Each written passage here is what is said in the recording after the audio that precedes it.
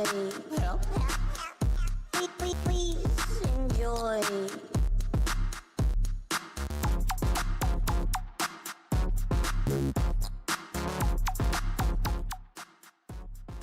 We'll be starting in just a moment. I'm just getting everything set up for the final shit. Needed a drink and stuff. So I'll be on in a few moments and then we'll get started and then we'll do shit. All right. Good times.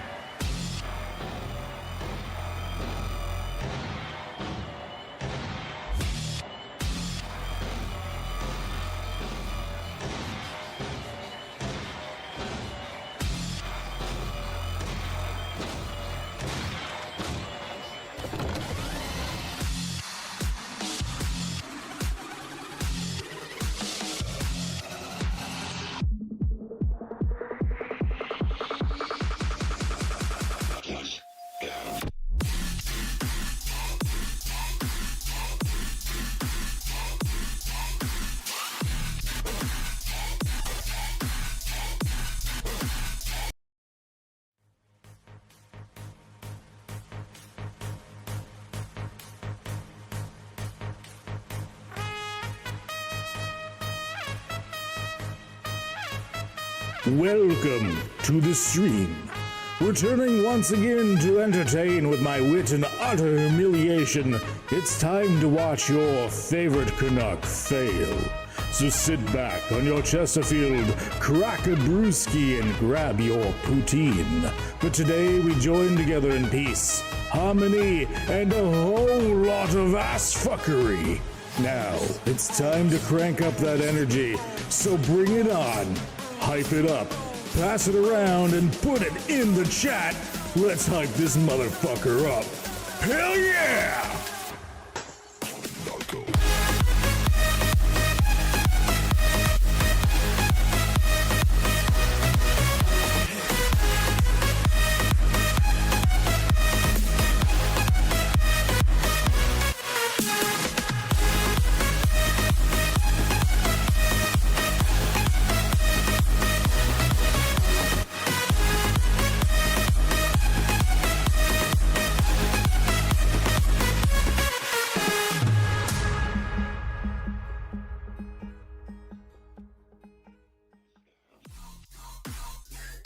Blast from the past. I don't use that intro very much anymore. Mostly because, like, it's a copyright song, but whatever. I'm, like, multi-streaming on shit, and it's not for videos I care about saving. Hey, Quick, how's it going? I need more light in here. There we go. Oh, I'm disheveled today. And I was going to, like, pretty up my beard and stuff, and I did not. But that's fine. Whatever. Is that loud enough? I can go a little bit more. There we go. I got side ducking anyways, or side chaining, or whatever you want to call it. So theoretically, the music lowers a bit when I speak, so it shouldn't be overwhelming. Good. All right.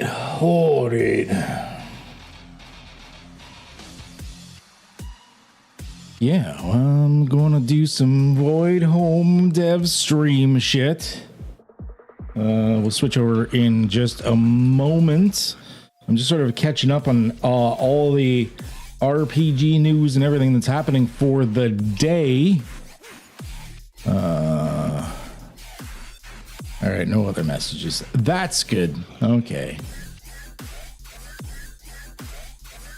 Good news for Voidhome. Well, good and bad news. I haven't fully gone into this, but I was having some issues with the editor I wanted to go for.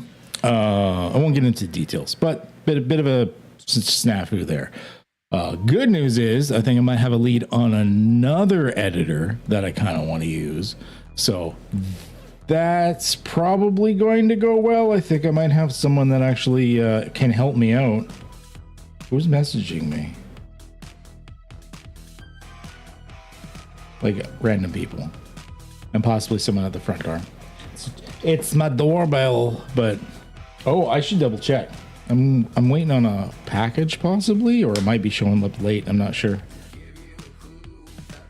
Ignore me for a second. I'm checking my front door. Beauty of modern technology, eh? Oh, it's just Wendy. She's salt in the front. Did she pick up the whole bag? Oh, lady. Oh, lady. All right. Whatever. Anywho, let's get into this, because I got a bunch of shit to do with this today. Once I find out exactly what I'm typing, I'll switch it back to the slightly bigger font so you can read. But yeah, so I got things are going well. You guys can see. So green check marks means that area of the book is basically done. Really change up the mod HUD. Really change up the mod HUD. Oh yeah, because you're a moderator, aren't you? Now that I'm like multi-streaming on Twitch and stuff again. Yeah, it's like Twitch is like way different. I couldn't remember if you were on Twitch or YouTube right now.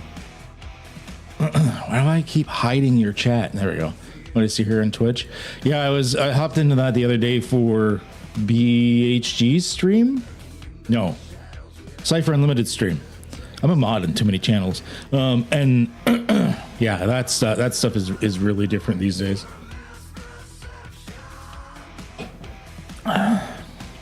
So as I was saying, green check marks means it's basically done. Still needs like final passes and probably future tweaks and stuff, but the core shit's there.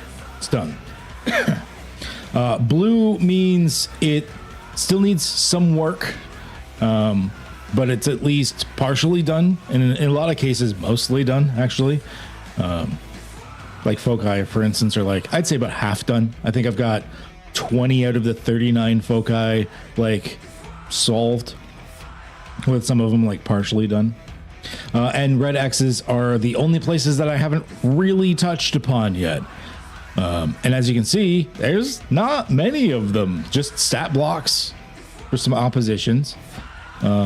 Which, you know what, I can just delete this one and just make it opposition.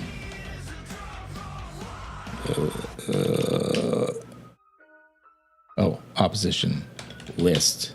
Good enough. Okay. So we got opposition list.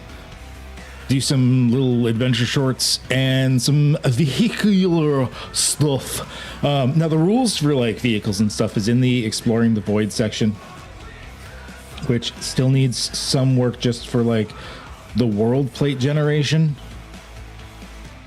But that's going fairly well. This area for vehicles is just going to be for like prefabbed vehicles.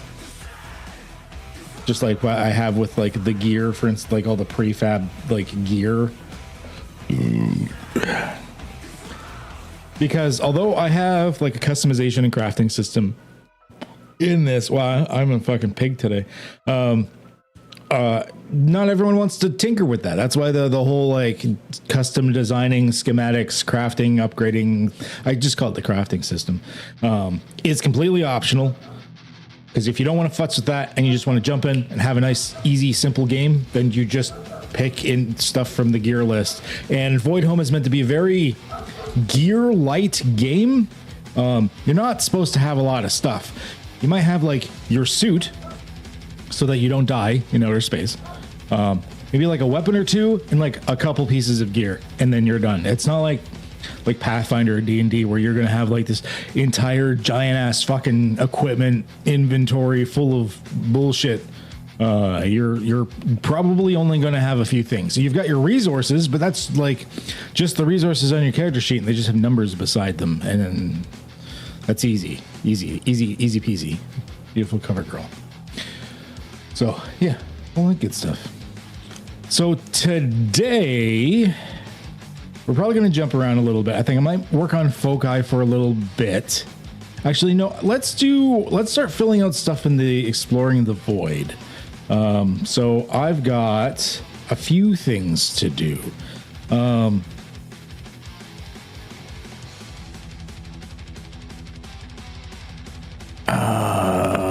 With the crafting system, which I put in stuff and things. Yeah. I might have to put the rules. So actually this is going to be changed.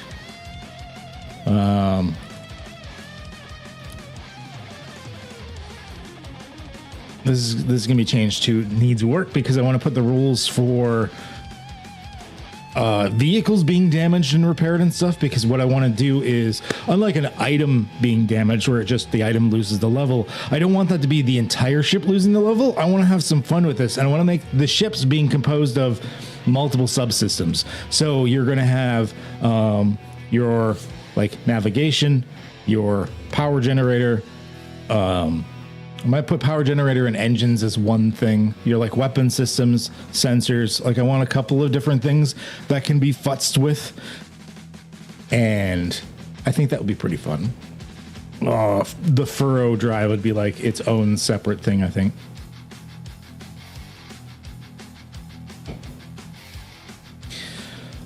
The other thing I want to do is in exploring the void, I have this Forging Worlds section. I still have a whole bunch of these to fill out. Like I've got them like partially filled. This is for the world plate generation system, because who doesn't love more fucking tables? So yeah. So I think what I need to do is first I gotta transfer the old shit. This is from like the previous like early access release. I gotta actually like type it into my new like Google Docs that I'm using for everything. So we'll start with that and we'll just chat. I don't know if anyone's gonna show. It's like a random time on a Thursday, so not exactly prime streaming time. Structure 50% chance. It's apostrophe because it is abandoned.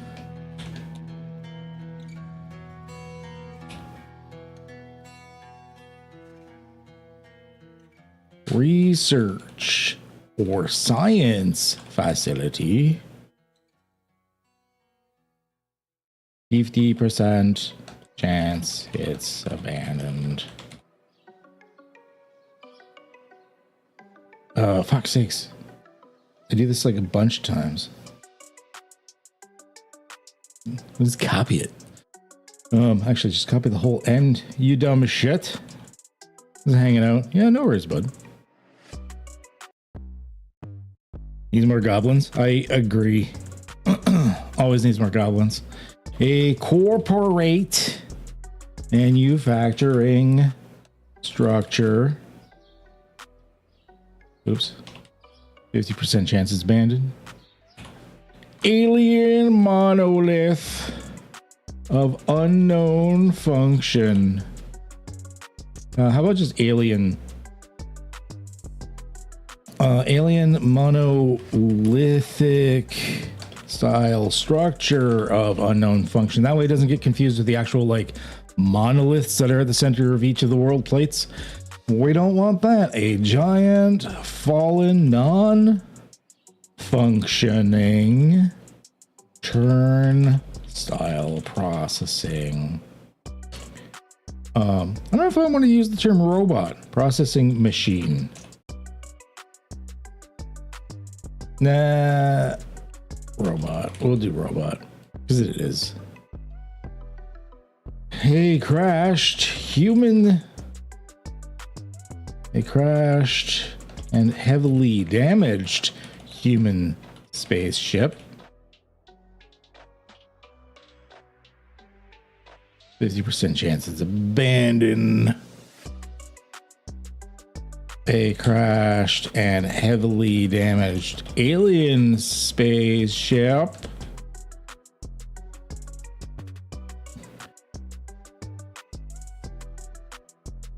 Ancient primitive stone structure. Ancient labyrinth. I don't even have to say alien, just ancient. I mean, if it's ancient, it ain't gonna be human.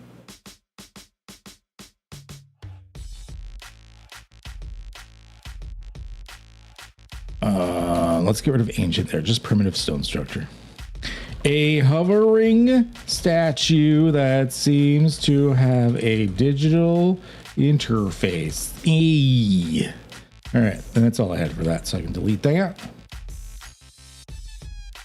All right.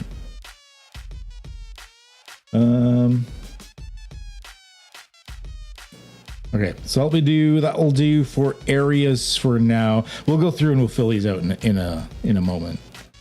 I'm just making sure that the things that I already had done are put in there. This one. Go back up here. Okay, need to shrink this for a second so I can fucking see it. Tiny, under 100 kilometers. Small, 100 to 300 kilometers. Yeah. Medium, 301 kilometers to 500 kilometers. And you know what? There are going to be people that are like, I just know it. There are going to be people that are like, why do you use metric? I'm like, you know what? It's not just because I'm a Canuck. It actually makes sense in the game, since a lot of countries use metric for their space agencies. And in fact, part of the US, America land, uses metric for their space agencies. It makes sense that the survivors of said space people would use metric. Huge. Personal rant over. To 1,500 kilometers. And then mega. 1501 kilometers. How did I write it? Over 1,500 kilometers. Sounds better. Okay. Cool. Okay. Next is atmosphere. None. Void suit needed. You know what? I don't need to spell that out. If you think you can survive without a fucking spacesuit in no atmosphere, then that's on you. America is metric behind the scenes. Practically all Imperial tool manufacturers use metric to make the tools. Yeah, right? Right. Yeah, right. Right. Hey, Lost. How's it going? How's it going? Why did my thingy not pop up? You subscribed? Oh, I've only got the YouTube alerts activated right now. I don't have the Twitch alerts. That's why it didn't pop up. It's normally like a bird noise happens and like shit pops up, but I forgot to reset up the thing now that they're multi-streaming. I still only have the YouTube announcements things pop up. So thank you for subscribing on the Twitch. Thin Atmo. In air. Sorry, that is, yeah.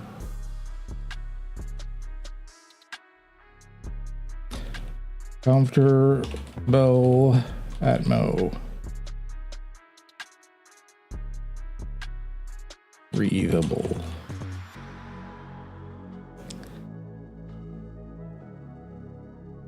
Thence I see CO2 Very high pressure.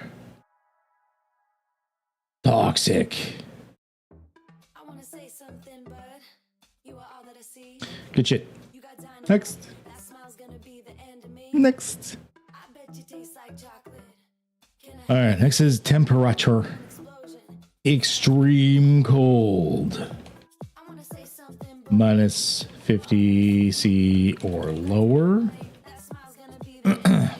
Like, okay, you think, oh, minus 50 C, like we get that on Earth. Yeah, but like anything below minus 50 C is to the point where like you're going to start needing specialized fucking equipment. So whether it's minus 50 C or like nearing absolute zero, either way, it's going to suck for you to the point where you need something special to survive. So I don't see a need to put lower.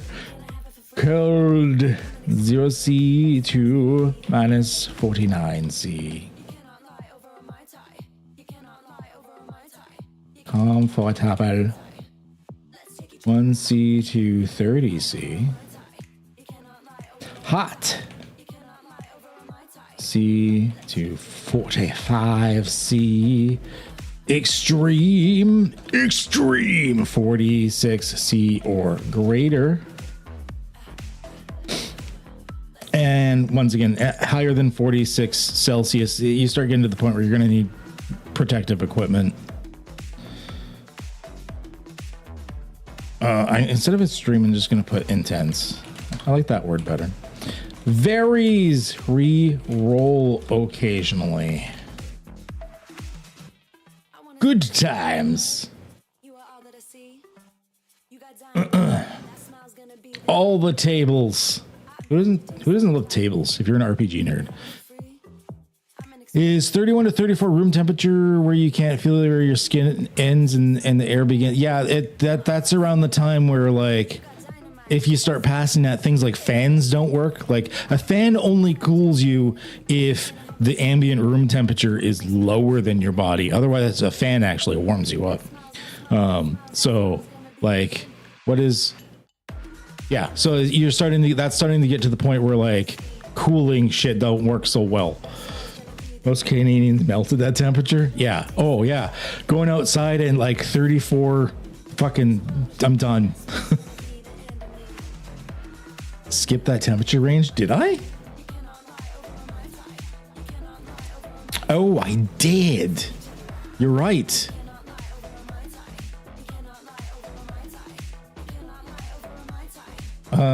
Well, let's just do 31 to 45. How about that? Also, this should be like flipped because I should have the lower range here. So minus 49 to 0 C. There we go. This is just Google Docs. Because Google added like the ability to have like your organization and everything now. I'm just using Google Docs at the moment. I used to use Scrivener and then I was using Notion for a while. Scrivener was nice, but it didn't have a good backup. And actually I ended up losing stuff because the backup with a Scrivener like fucked up on me. I lost like most of the ciphers I'd made and everything like that. Like I basically have to rewrite the cipher chapter. Despite having like redundant backups, somehow Scrivener like during the backup like tried to save or something and it like corrupted all of them. I was super fucking pissed. So then I tried Notion because I was like, oh, let's use a cloud-based thing. But the problem is Notion has like a word limit, and you have to pay monthly if you want to go over that word limit. And it's not that big of a word limit. It's like 80,000 words. And I passed that a long time ago.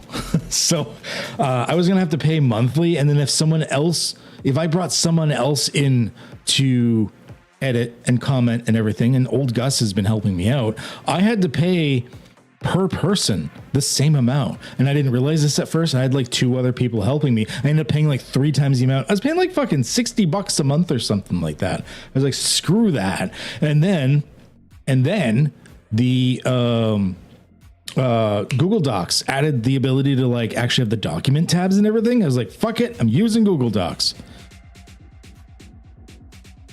Is it bugging you that I don't have the degree symbol in there with the C? Is it?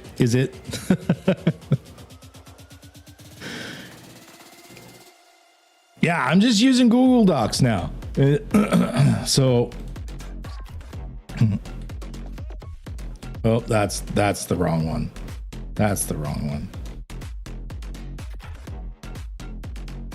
Is it bugging you? I don't have this for temperature.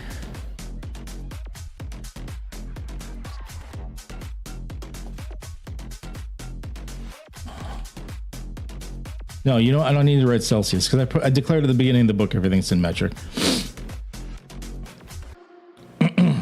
And it works great because, like, once again, like I've got several people, like I've got Old Gus set up as an editor. I've got one or two other people that have read only rights, and then like one or two, like one person that has like commenter rights where they can't edit, but they can read and leave comments on it. So yeah. I'm disgusting today. I'm sorry.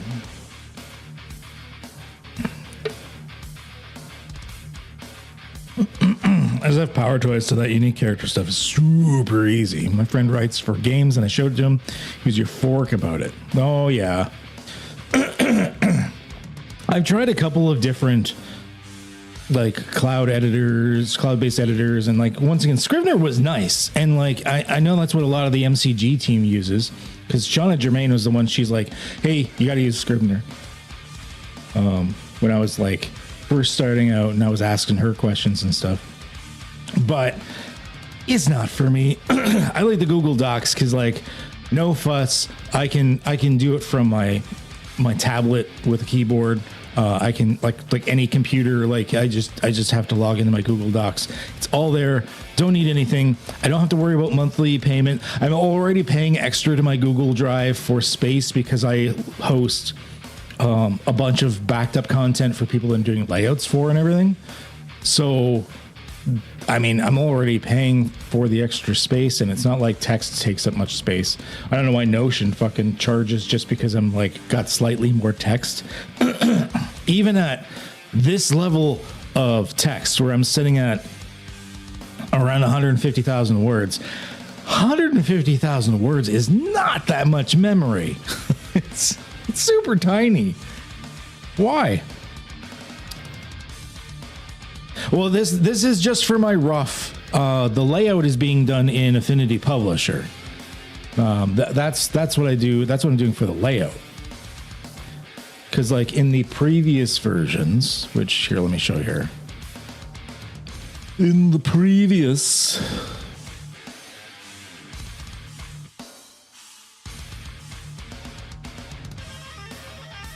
I really got to replace that hard drive. I think one of my backup hard drives is like starting to go on me. It's an old platter drive.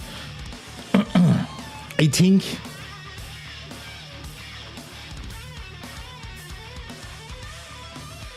All right.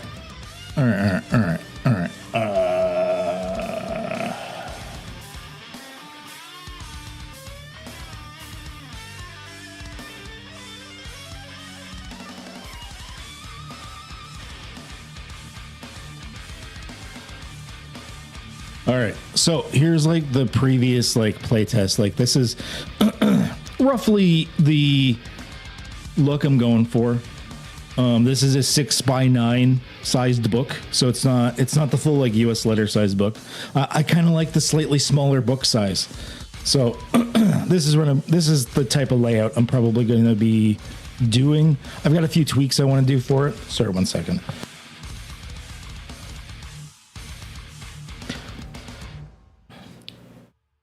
Power Toys is a Microsoft add-on that just gives you extra things for using Windows with. For example, I just hold C and left or right arrow. Oh, I've never used Power Toys. I have no idea what it is.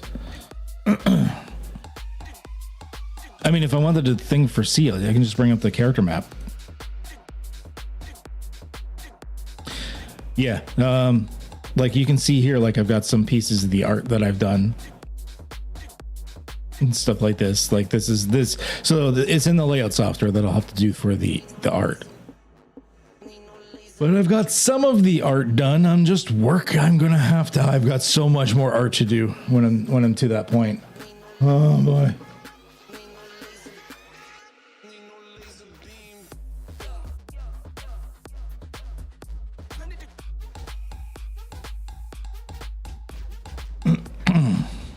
I'll have to take a look at Power Toys afterwards. Anything to make my life easier.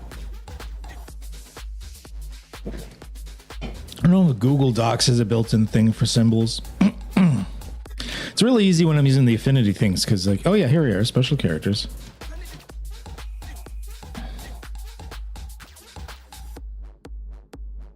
Oh, it's degrees. Yeah, there's degrees right there. So I can just use this to insert it as well. It's even got the degree Celsius thing if I'd wanted. Easy peasy.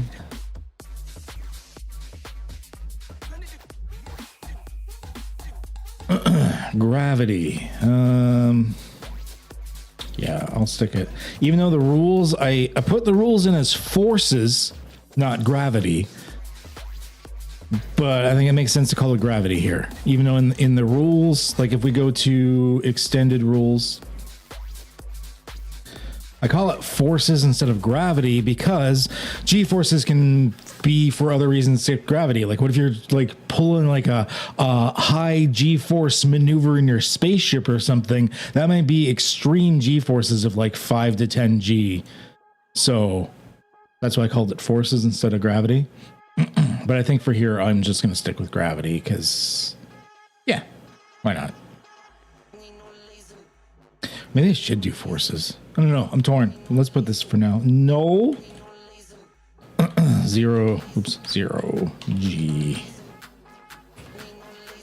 Low 0.1 G to 7 G. That's a 5. 7 G. Normal 0.8 G to 1.2 G. That's the thing. In Voidhome is a little bit more of a hard sci-fi, so there's no like artificial gravity machines or anything like that. It's more like The Expanse. Like if you want gravity, it's only when your ship is accelerating or decelerating, or there's some sort of like centrifugal like spin or something. Otherwise, there ain't no gravity. The only things that have like super fancy sci-fi gravity are the world plates, which people, humans, have no idea how to replicate. But in the actual like all human-made technologies is a lot closer to like a hard sci-fi. There's no super fancy sci-fi tech. So yeah, it's gonna play a lot more like how The Expanse kind of did that for that type of stuff, like a harder sci-fi. Now that being said, even though like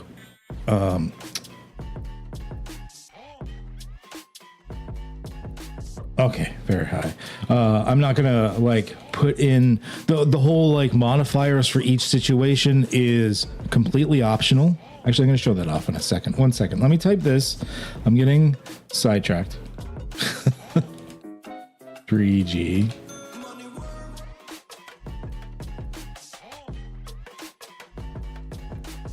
And extreme.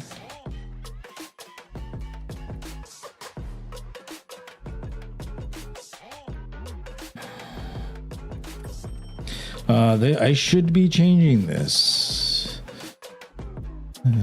between 2G to 4G, and then this will just be 4G and higher.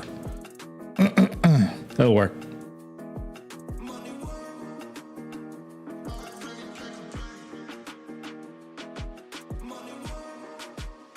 I'm going to change this. So I'm going to do 0.8 to 1. And then I'm going to do between 1G to 2G, between 2G to 4G, and then extreme is 4G and higher. There we go. Yeah. Okay. So by default, this is actually simplified compared to regular Cypher.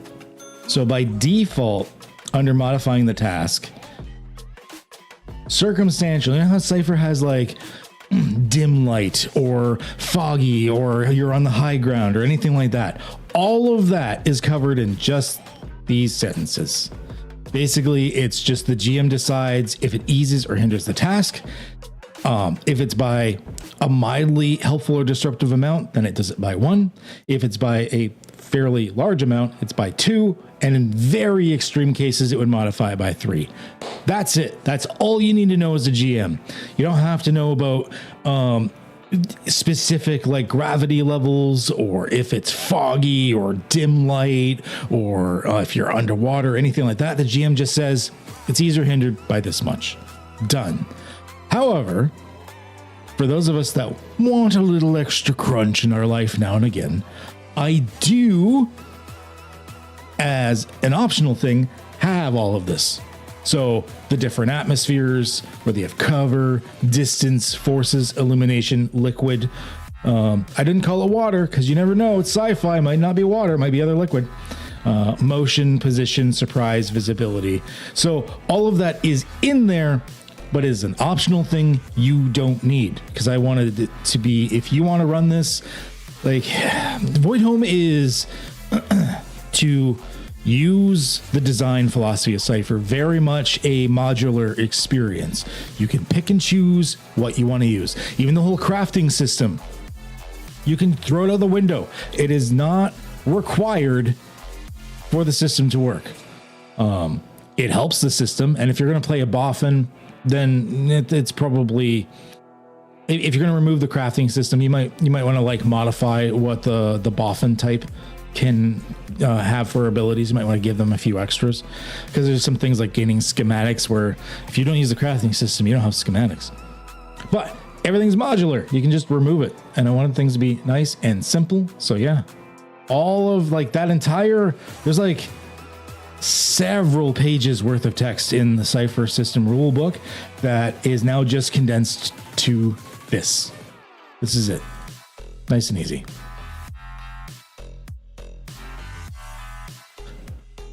So you have the rules section in the Cypher 20 and the chapter 25 section. We read the rules in CSR recently, and all those darkness gravity rules, they say they're just for guidance, shouldn't really be gospel.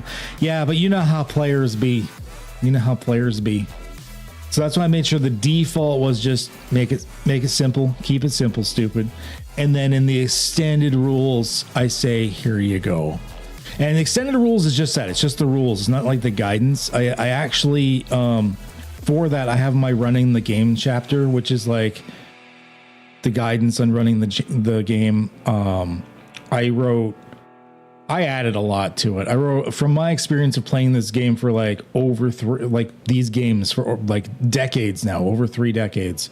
I had a lot of experience and advice to give, so it's a long one. Yeah, if it's in the rules section, it's easy to think it's hard rules. Exactly. That's why I wanted anything that was like fiddly or extra, I put in the extended rules for a reason. Just because I want people to be like, okay, if we want to go a little harder crunch and this stuff, then they're the extended rules, but they're not in the base. I thought that was a good distinction to have. But the base rules needed to play the game is very tiny, and the new task roll is 5 steps. Really 4 and 5 are kind of together. Like it could be 4 steps, but it's clearer to write it as 5. I've had a lot of really positive feedback on replacing the primary resolution mechanic with the Cypher 6 resolution, which we've been testing for a year now. Maybe call it rules guidance or something, just to make it more clear. What, for the extended rules? Well, I have a blurb in there about the fact that is like it's rules if you want to go more in depth to the game, including all the like. This is where all the extra optional rules are sorted and everything. Might rename it, but not sure yet. Not sure. Anywho, I get sidetracked a lot. I do. Next is terrain. Once we get all this done and typed in, then we can go and start figuring out the new cool stuff. None. Bare. World plate. Metal. Oh, I had it. Bare metal world plate surface.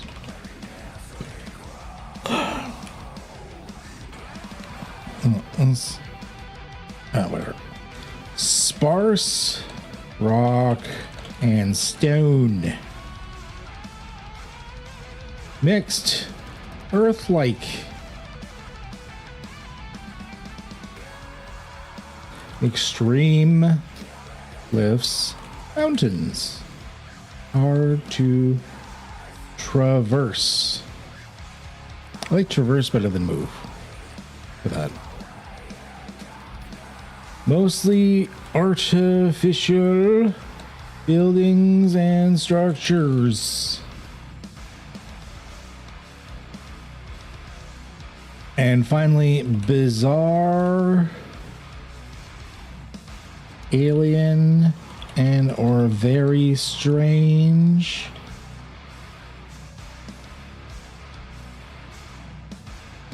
Yeah, or very strange. Whatever. Next is life. None. Lush. Flora. Some fauna. How do you spell flora? Animal-like. Why put it in brackets? Some animal-like fauna.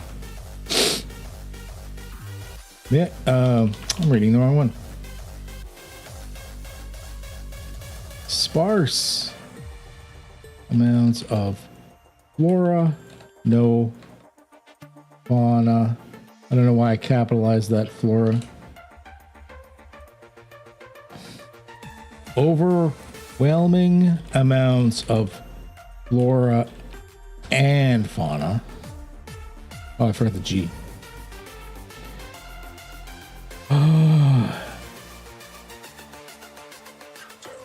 Dangerous and hostile. Life. Let's do sparse amounts of dangerous and hostile life. Sparse. Abundant amounts of dangerous and hostile life. I don't know why I capitalized that. What are you doing? Whoever I hire as an editor is gonna fucking hate me sometimes, I swear.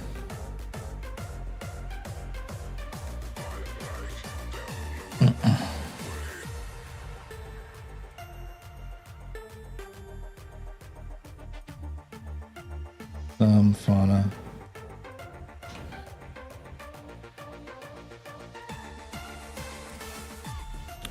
Some of those include sentient life as well. Ooh, oh, actually, this should be typed as native life. Sentient life. We could do random. Originally, my plan was that finding sentient alien life was going to be so rare that that's the type of thing that GM is going to want to always kind of manually plant in. I guess we could add it in though, eh?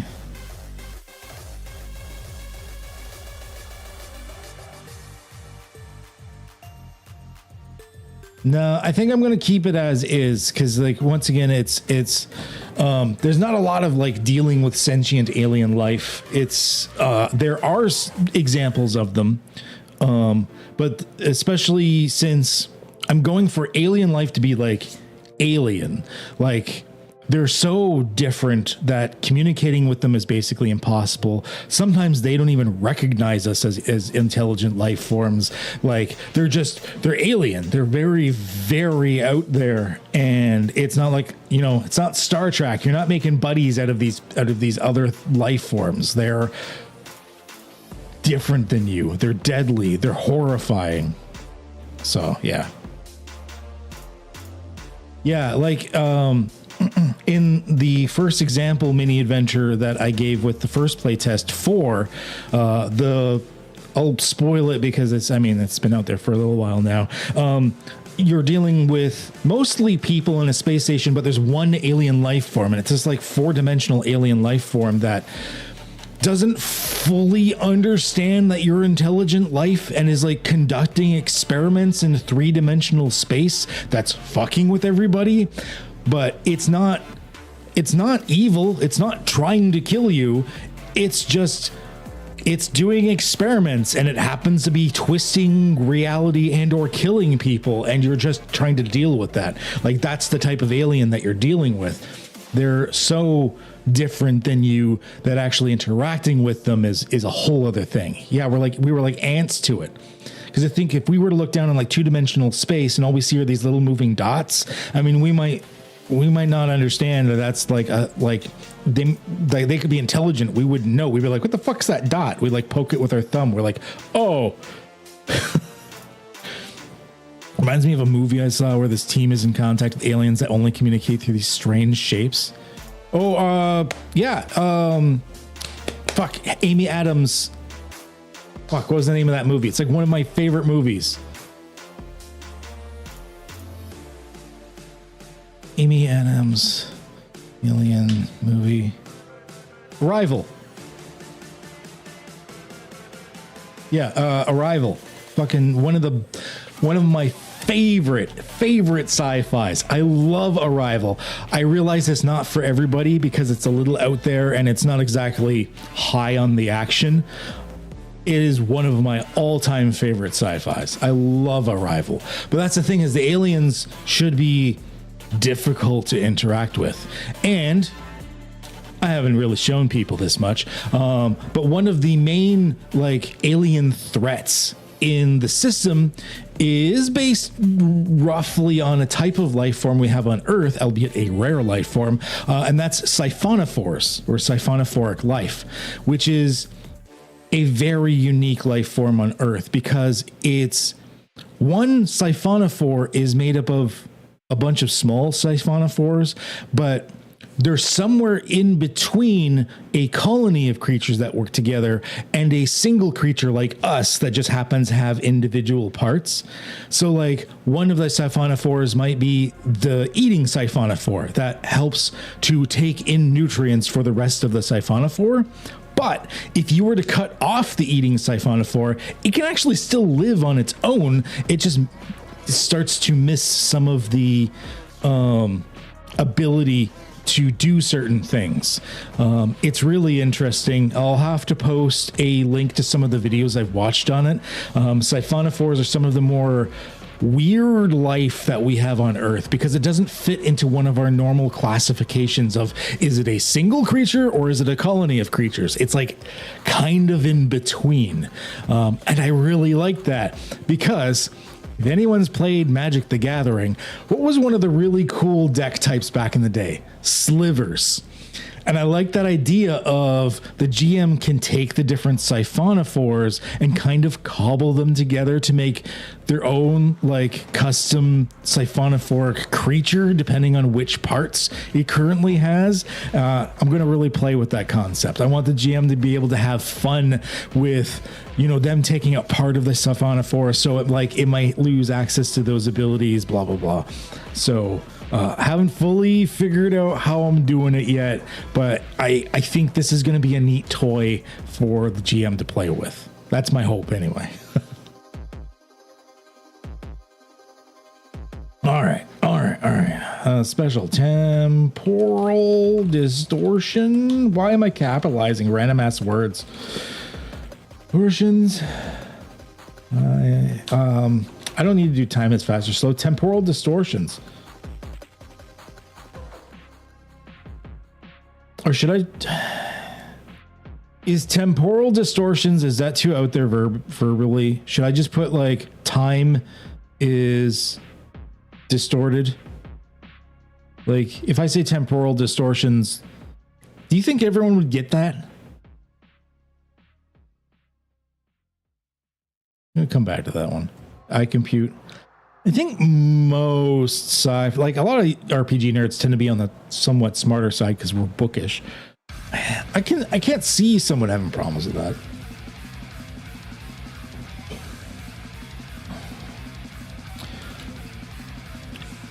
Local field causes tech to occasionally fail.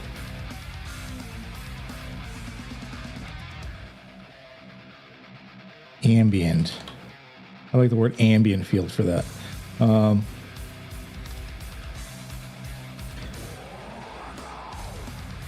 Okay, I'll go with your grammar suggestion. Google's got a pretty good automatic grammar suggestion thing.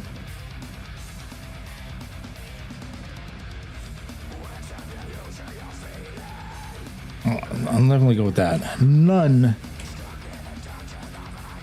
Local hallucinogenic properties. Actually, this reminds me, talking about temporal distortions and if RPG players will understand it. I remember one time pulling out the word thermogenesis at my table. I'm like, oh, it was an event of thermogenesis, and I'd never used that word before. I didn't give any explanation. And of the 7 people sitting at my table, only one person didn't understand what I just said. I was so amazed that I didn't have to explain it to basically everyone at the table. And the only reason that one person didn't get it is she started role playing when she was like 65 years old, and she wasn't really immersed in the culture or anything. But the fact that I was able to use the word thermogenesis, and my players were like, "Oh yeah, oh yeah."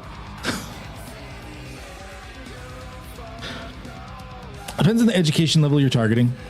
Temporal, I don't think is used in high school much, but you would find in sci-fi books or that age cohort. I feel like if anyone's playing a RPG that's marketed as a bit on like the harder sci-fi feeling to it and stuff, you're going to get the super nerds. This is also why I was assuming Voidhome was not going to sell well. It's never going to sell well. It's a hard sci-fi horror. So like, TTRPGs is a niche hobby, and this is a niche genre in a niche hobby. I'm never expecting to make a lot of money out of this. I'm doing it because this is the type of game I want to play. Like, I'm not doing it because I have any misconceivings that I'm going to get anything out of this.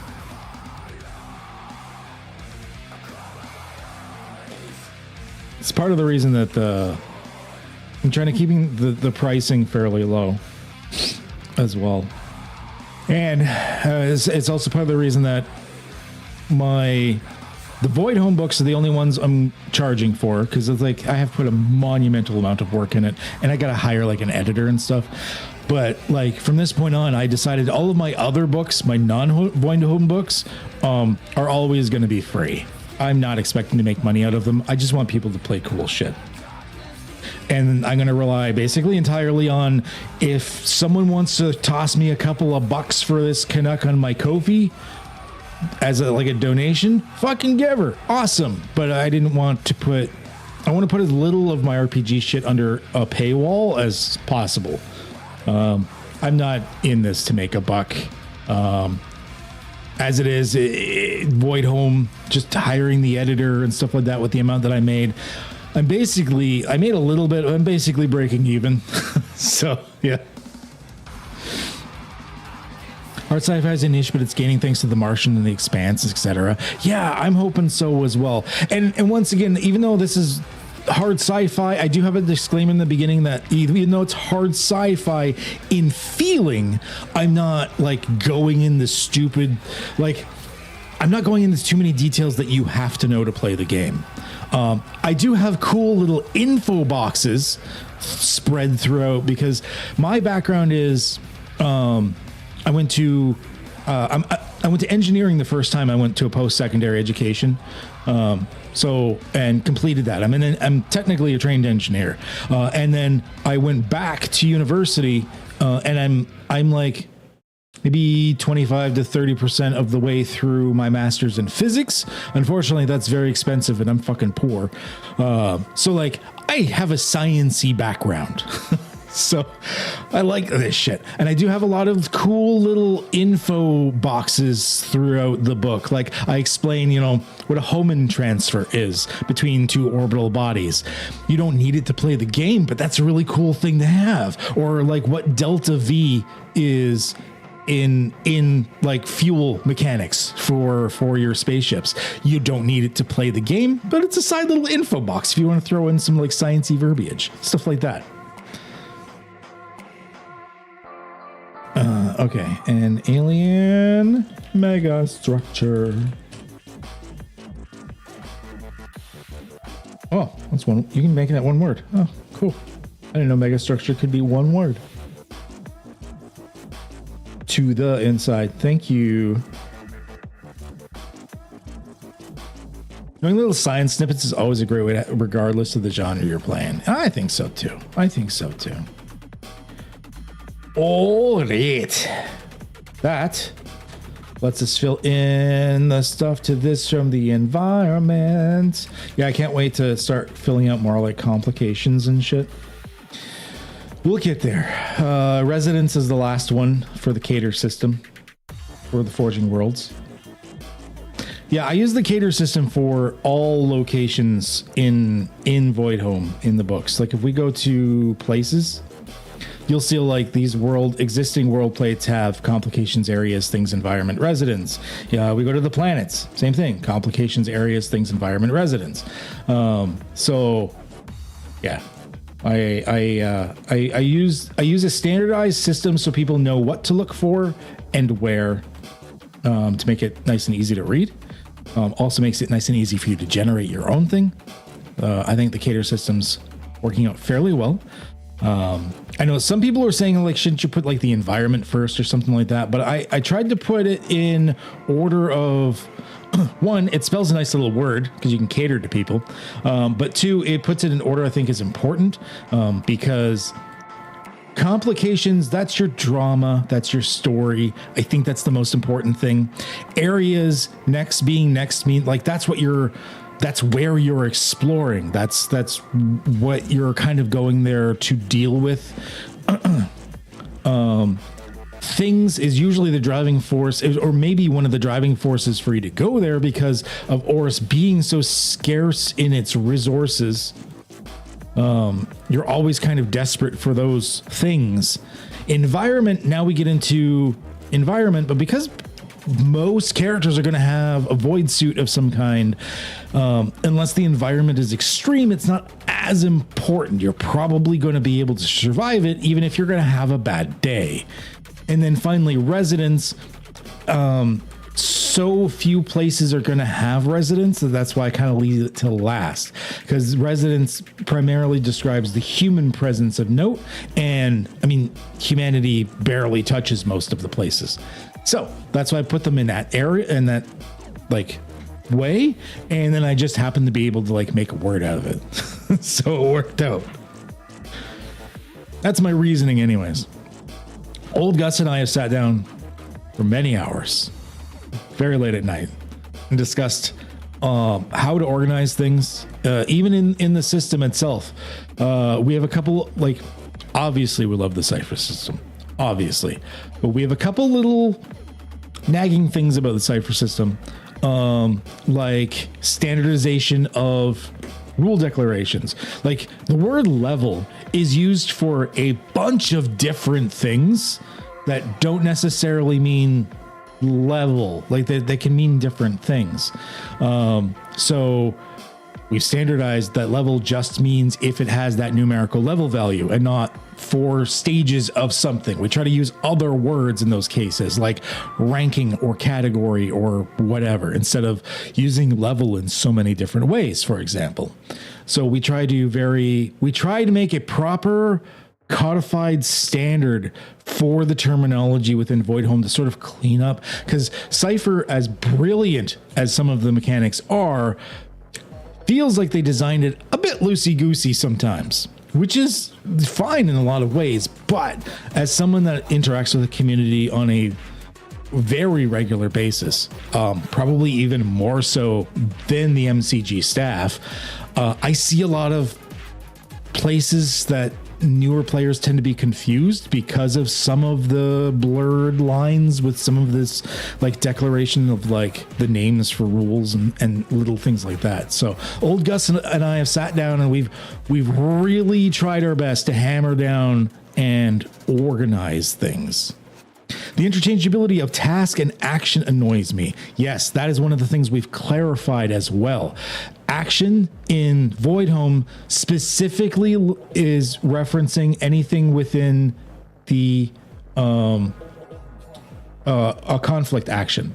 So if it says action, it specifically means one of these actions.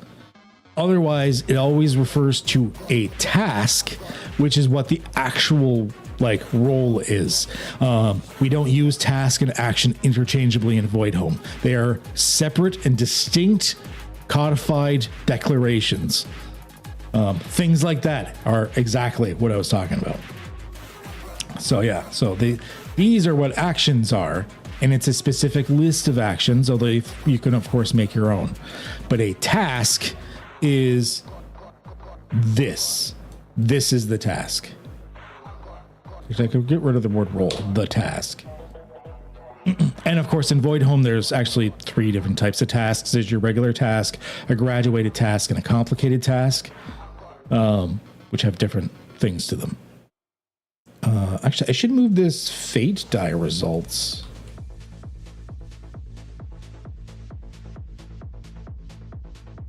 Here.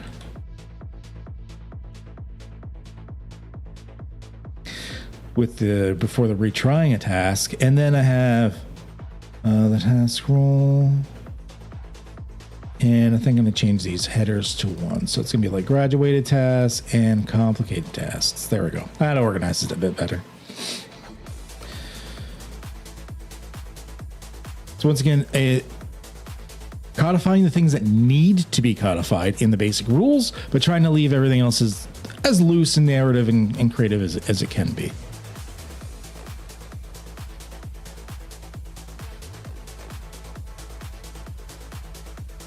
All right, perfect.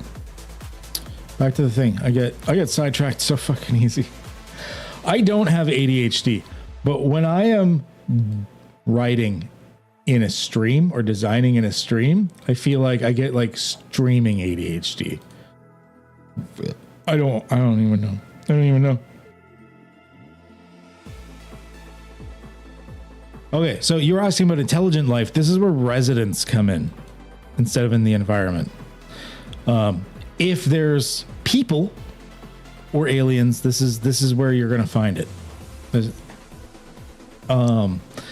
Now, most of the results are people, or nothing.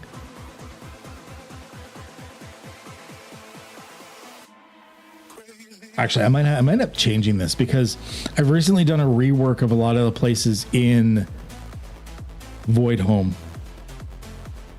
to not have people. I want it to be a lot more empty of human presence, with humans like very small in number and barely scraping by.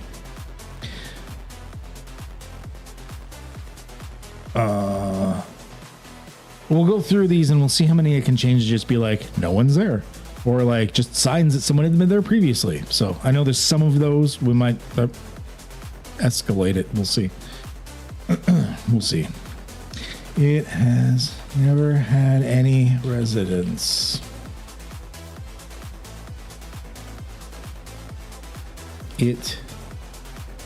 Thank you, Google. Google is like my pre-editor. It has no current residents, but did in the past.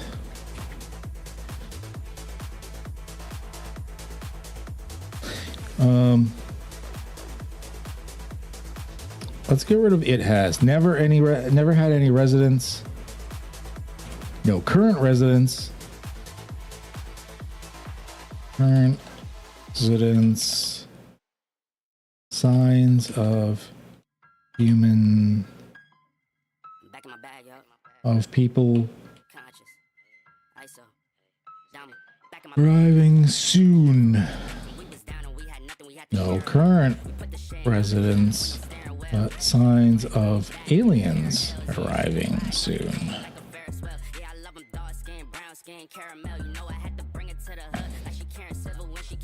Small science camp. A science team has set up camp. What? I can do set up as one word. Whatever. A small military unit has set up camp.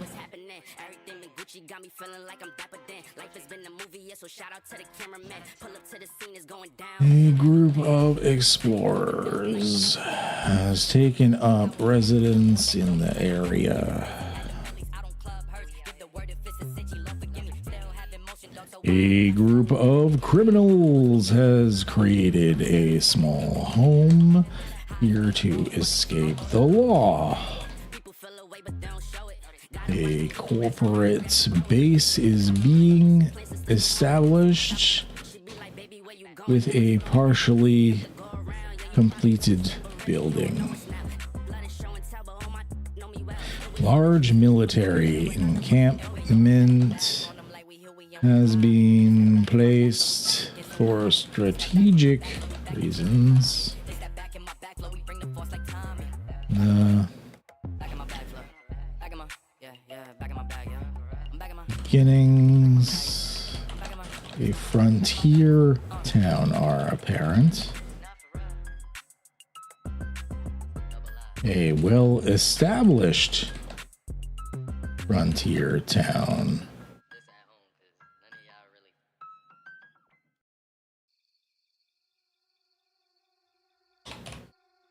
We're going to add that extra bit.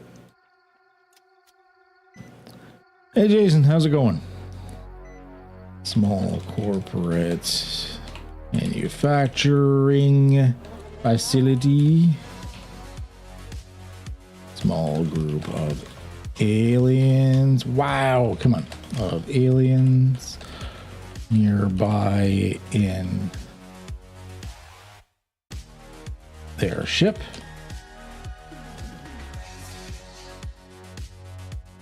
Several small alien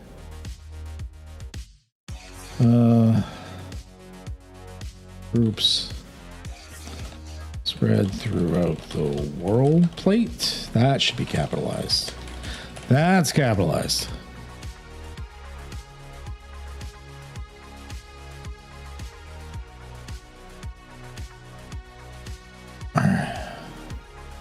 A community of survivors from the early days.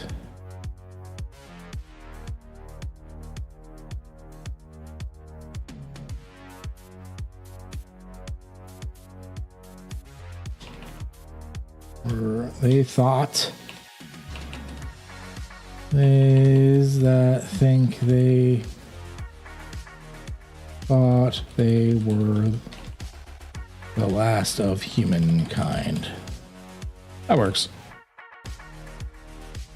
Large community of several settlements that is in the midst of a civil war. I don't even remember writing some of this. Actually, some of it might have been old Gus. Communities, but they seem frozen in time.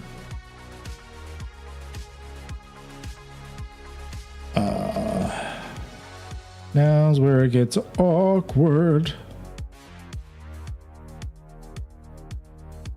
Another one of never had any residents. There we go. Oh, okay. And then I do this one. And I copy this one again. So higher chance. Higher chance. Oh, I like it. Unable to perceive or interact with you. Settlement that is unable to perceive or interact you. Others outside of the community.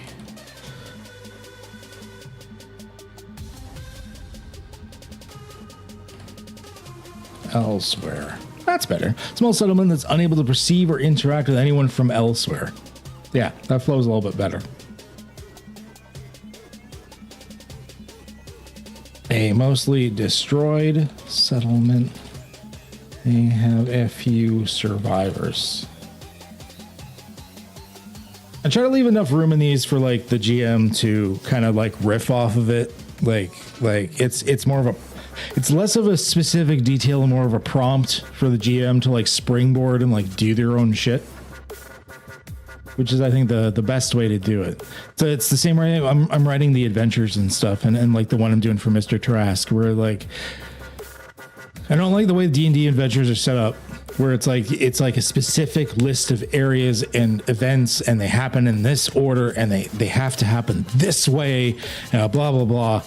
I'd rather it be a series of plot points and scene aspects and things that the GM just uses as building blocks to riff off of and nothing else. Maybe some extra tables now and again, stuff like that. I feel like once I start pumping out these adventures, they're gonna look a lot different than what people are used to, and I hope they like that. I hope that people will realize that we can do adventures in a different way that's a little bit more narrative, creative. Not just like an instruction manual. I know some people want that, and that's perfectly fine if that's what you want.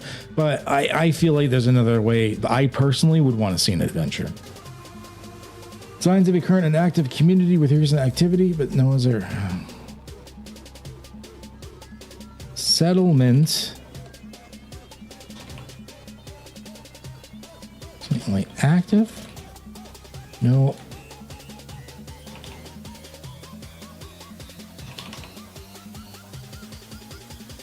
No one is there. Yeah, that's better. Group of aliens who seem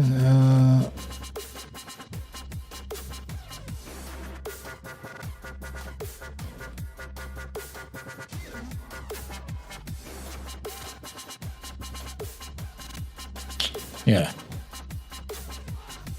A hostile hunter alien. One or more hostile hunter aliens see people as hunting as sport. I can get rid of one or more hostile aliens who see hunting people as a sport. Oh, I didn't think I needed the word A there, but whatever. Google's smarter than me. Scattered tribes of humans that have regressed to barbarism.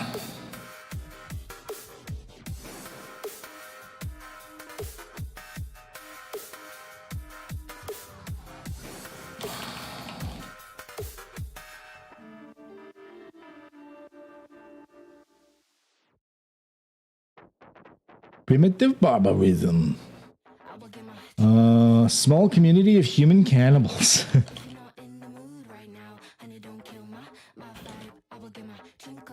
Hell yeah, gotta have the cannibals.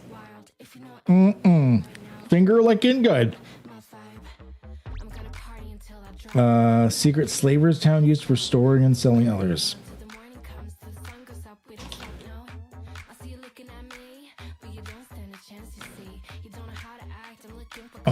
Storing and selling people.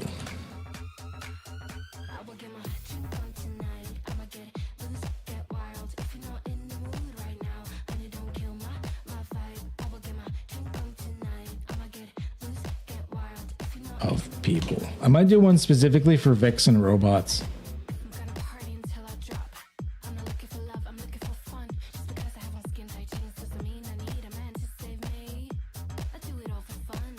Maybe not. Secret settlement of Espers and their allies. Development of espers and their allies. Probably there might be some elf there. Esper Liberation Front. Community of free-willed robots. A community. Free-willed robots. Meat's back on the menu, boys. Right?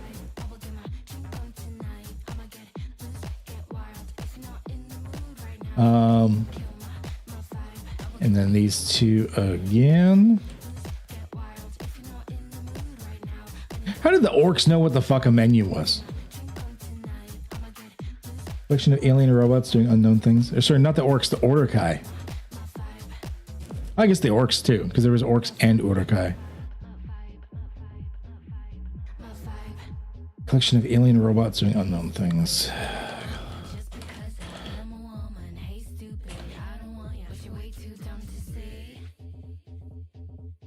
Several giant alien robots. One or more giant alien robots roam around.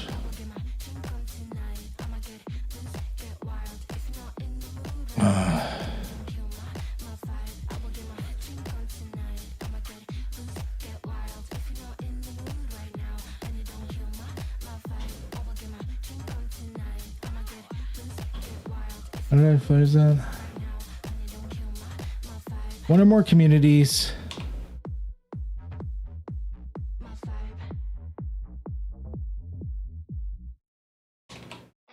Knowledge. And finally, near godlike interdimensional alien that can't be safely interacted with in normal reality.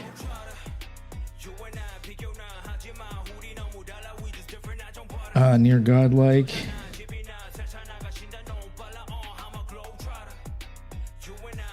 Dimensional alien and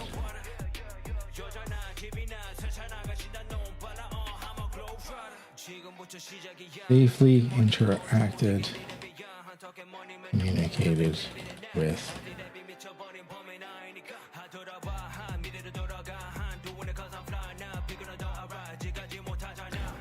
Booyah! All right. So that means we can actually start coming up with some new shit now, because I've got so many things that aren't filled in. Actually, the environment is filled in. Should do a space for kilometers.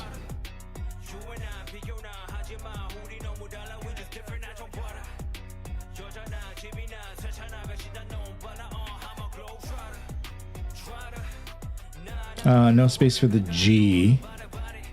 All right, that should be fine. All right, environment should be done. Residence looks done.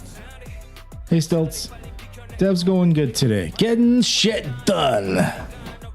As you can see from the sidebar here, with the green check marks being shit that is done, I've got most of it done. Blue is stuff where I've just got to like finish it off. Red is the only ones where like I basically still need to start. And there's only 3 sections, and that's like some actual like stat blocks, some short adventures, and actual list of vehicles.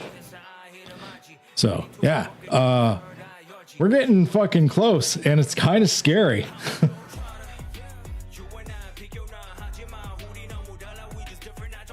Obviously, I still need to maybe do like a revision pass. I've already done some like refinement pass. There's some things where I've managed to reduce an area of rules down by down to like a half or even a third of what they were, just like removing excess verbiage that isn't needed, letting the GM decide a few more things, just clarifying some language. I've really managed to cut the words down. I think I'm currently hovering at around the 150,000 word mark. And even after I put in the stuff I needed in these chapters and add in some stat blocks in the adventure shorts, I'm should be under the 200,000 word mark. I'm trying to keep it small because I want it in a 6x9 format, and I don't want it to be too thick.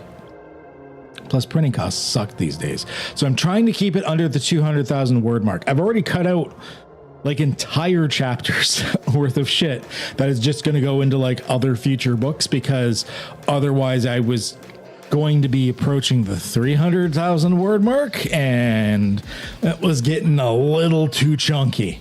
So I'm doing my best, trying to keep it slim. Yeah. Oh, okay. For the digital version, it doesn't matter. I can have infinite words and like whatever. But eventually, when I'm going to want to do a print version of this, and that's going to need to be a thing. So yeah, I do have a good plan. So for those that have backed me in the early access on my Ko-fi shop, obviously like some just backed for like just the core book. And then I had some people that backed for the early bird bundle thing that gets the core rule book and the opposition codex, which is like my version of like a bestiary. And then of course I had the supporter edition thing where like people just get any books that I pump out for Voidhome until like the end of 2026. And I have a plan for a good few of them. So it's going to go well. It's got a lot of shit to pump out. Once the hardest part was this core bit. It was getting, because like, yes, it uses the Cypher system, but it's a modified version of the Cypher system. Like I've completely replaced the core, like the primary resolution mechanic it uses, it's like a D6 based thing, and you don't have to do like that multiply by 3 step on the ladder or anything anymore. But everything's still compatible with the Cypher system, so you can still use like a type or a foci or something from like Predation or Numenera or whatever have you in this if you really wanted to. But it is also its own thing. There are 5 new types, and these types are a little bit more specialized than you get in the Cypher system rule book.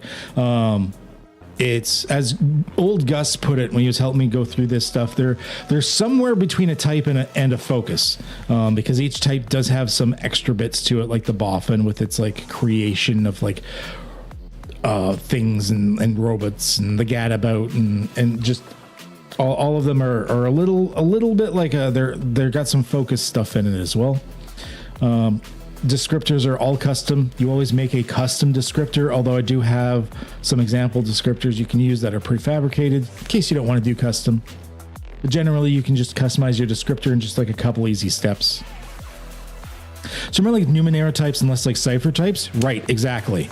The Numenera types, which were a little more specialized, or you see it in some of like the more specific books, the types are a lot more like that. So there's the 5 types, which I got some people here that don't normally hang out. So we've got the Boffin, which is intellectual scientists, inventors, stuff like that. The Gadabouts, which are a lot sort of like survivalists / explorers.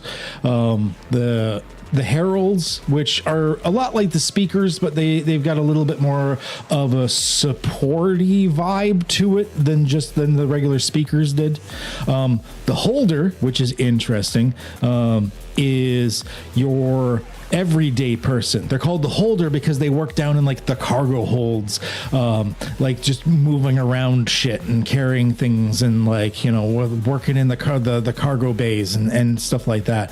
The Holders primarily have a lot of like self-enhancement things for like boosting your own stats, getting extra aptitudes, but they also have a couple of extra things like for carrying capacity, and they have like a whole chain for furry bond, which is where they can get a pet, like a cat or a dog pet or something, and be able to like boost the pet. And the really cool thing about that is if you have a character playing a cat or a dog, your furry bond, instead of having your own cat or dog, can apply to them instead. So if you have someone playing a Holder and someone playing a cat or a dog of whatever type, your abilities can kind of combine, and you can like tag team that shit, which I'm really happy with the way that turned out. And then the Scrappers is the warrior type, but you're a little more edgy, a little more like deadly, murdery type, that type of thing. More of like somewhere between a marauder and a soldier. And then of course I've got the flavors, and the flavors are cat, dog, robot, and vicissitude, which is like basically the mutants with very light psychic powers. And I see if people and Vix are like, there's a heavy prejudice against Vix within the setting. If they're not hunted outright by a community, a lot of times they're enslaved or at least treated as like a non-citizen or like a lesser person in some way. People don't like them because they're mutants, basically. And yeah, so if someone notices that you are a Vic, as the derogatory term is, they call themselves Espers. Derogatory term is a Vic, then they don't like you. And part of the reason is this ability right here, which is probably going to be it's going to be an ability I see a lot of people take, Dread Presence, where you can use that. It's a maneuver style ability, which is a new type of ability. It's enablers, action to initiate, and now maneuver. It's a maneuver that can be used in conjunction with any other ability from the vicissitude list. And what it does is it makes it cost 3 less. So it's like a free level of effort. But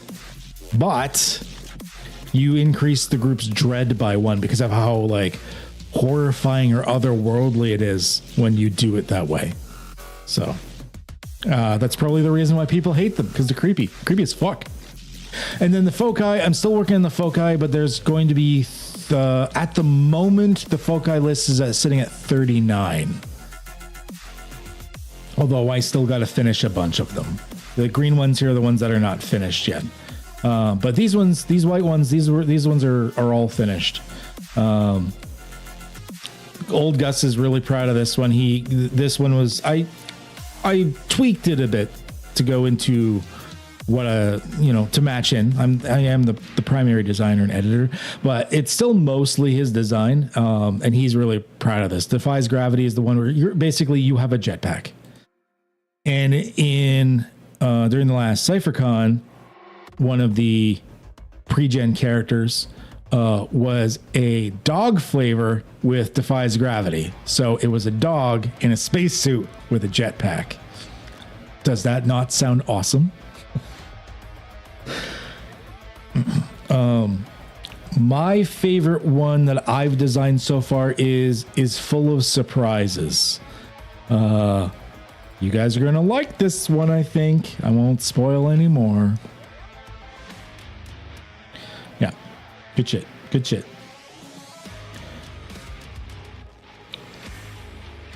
All right. So now we need to think of some more complications. Well, it's funny you say the holder's like the golfer's bag boy. There's basically abilities for that. Not only is there abilities for that, but if you want to take it to the next level, one of the foci is carries all the gear, which just takes what the holder already does and just cranks it to 11. Not just for like carrying gear, but just like randomly having gear, like without having to do like a player intrusion type of thing. So you could really just be the bag boy if you play a holder that carries all the gear. Yeah.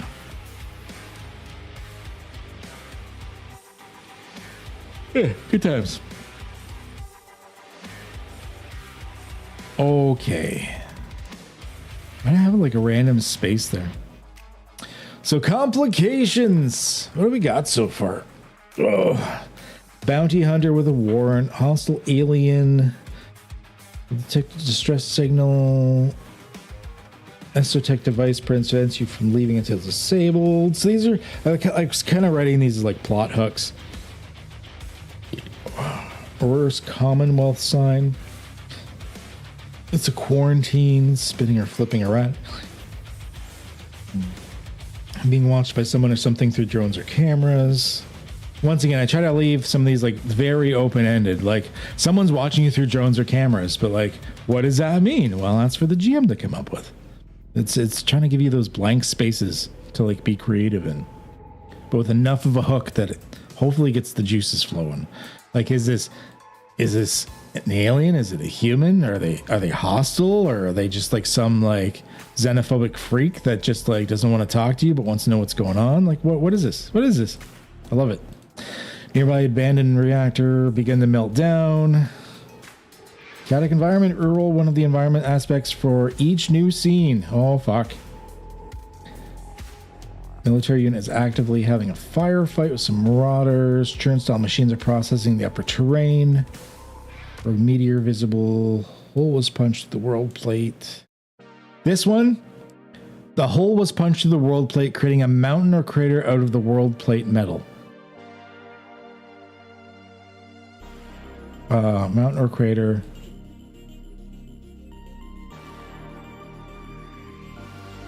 Hole at peak. So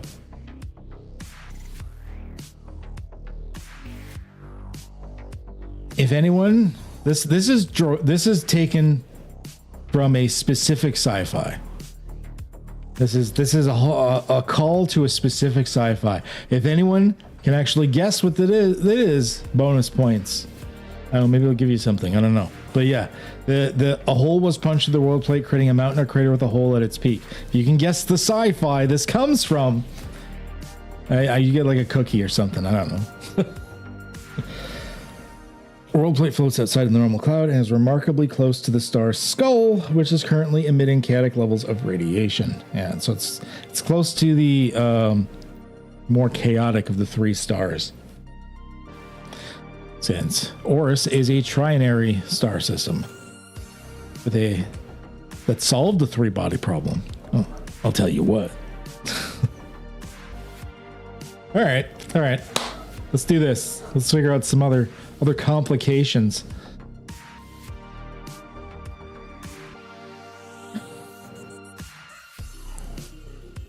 What is this bullshit?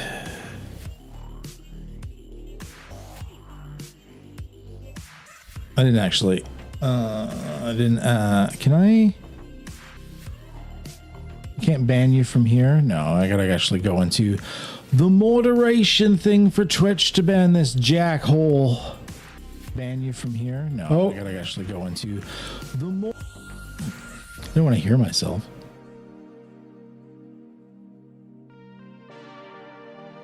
But they like moved shit. Where's the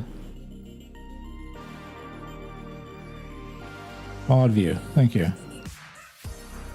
No, I want to watch the tutorial right now. Oh, you already banned him. Thank you. Thank you. Oh, yeah. Thank you.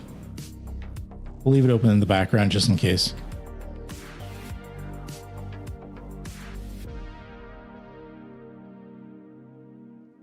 They're getting better at it.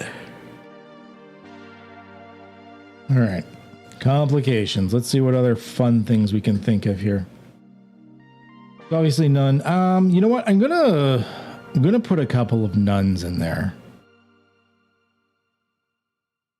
No, I'm not. Nuns in the other categories, none is fine.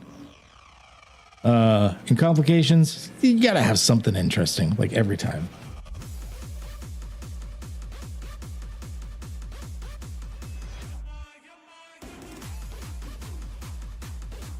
No complications. All is quiet.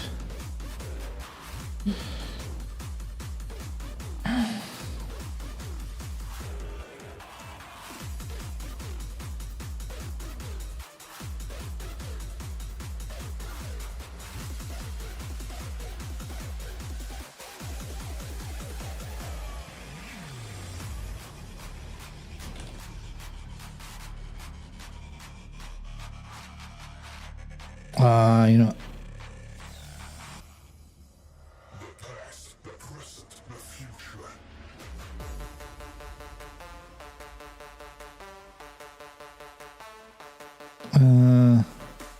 There is a constant feeling nearby presence. Stalking species.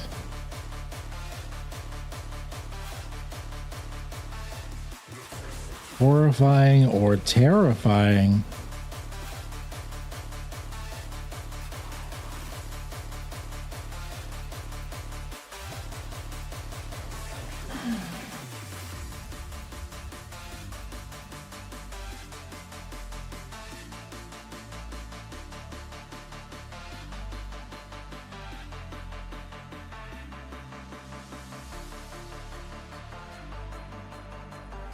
Starts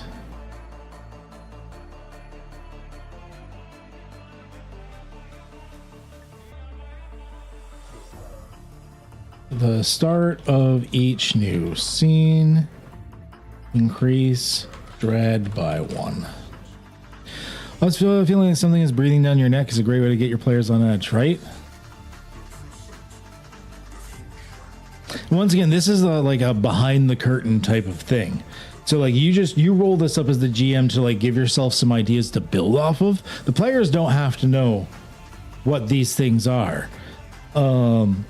It's your job to like build on that to make it horrifying or creepy or whatever. Like there's strong horror elements in this game. You play on that.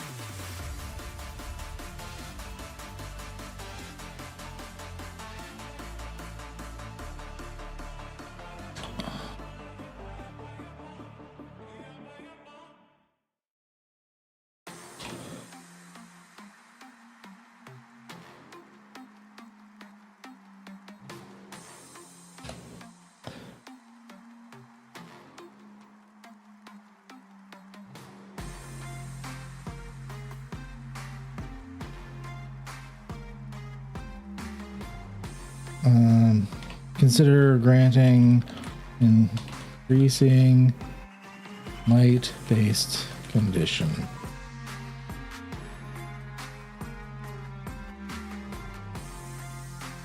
There. Leave it up to the GM. I don't want to like make it too mechanically heavy or like dictate it in a certain way. I would like to give the GM some leeway, so just like I'll give a suggestion, but like it's still up to the GM how they do this. So yeah, something unexplainable causes all those in the world plate to grow sicker and sicker with time. I can get rid of the and sicker. I don't need to for a redundant reiteration. To grow sicker with time. Consider granting or increasing a might-based condition for time spent here.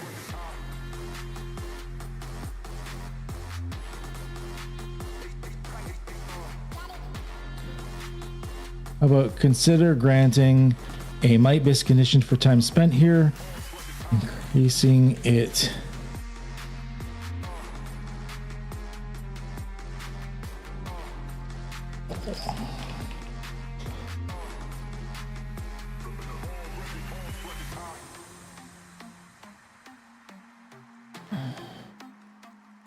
All right, I like it. I like it.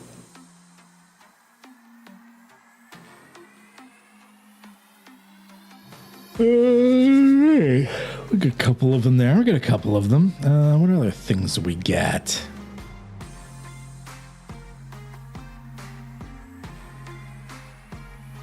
So we had one where the world plate floats outside of the normal cloud. Radiation, that's nice. I thought of doing one near the other suns, but that kind of goes into the environment area. I don't want to overlap that too much.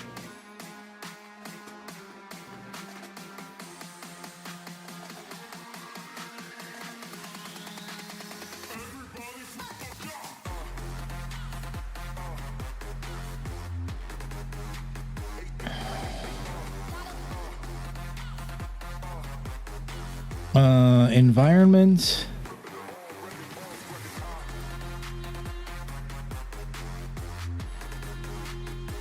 except cased in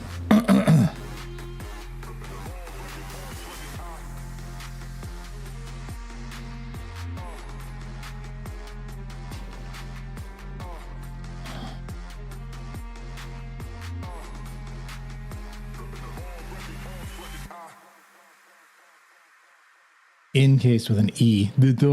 So the environment is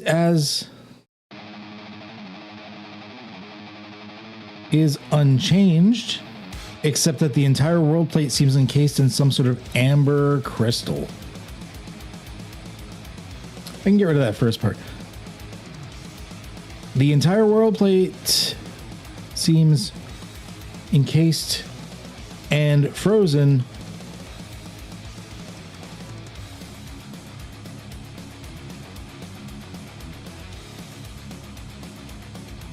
maybe not frozen. Some people might misconstrue that for the temperature. Entire world seems encased in some sort of amber crystal.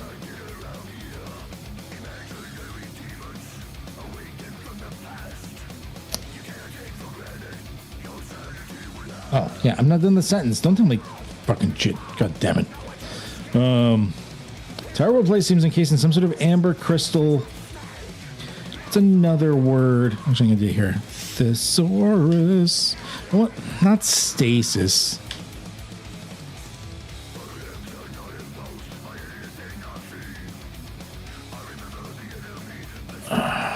Frozen.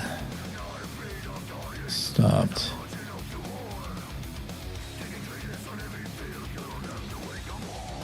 Suspended or fixed?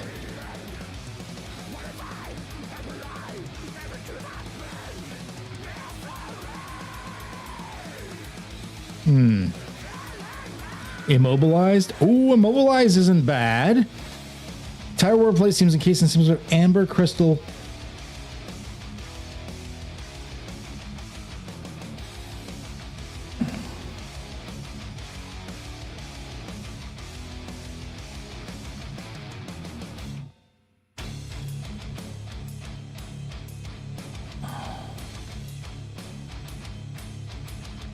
Oh, immobilized in stasis.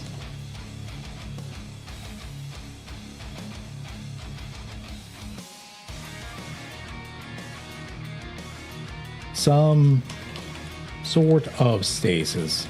Sounds a bit more wordy but nice. I don't know. Sounds like it better. So everything inside is immobilized in some sort of stasis. I like that. Okay. And that gives something for the GM to play with. Okay. Yeah.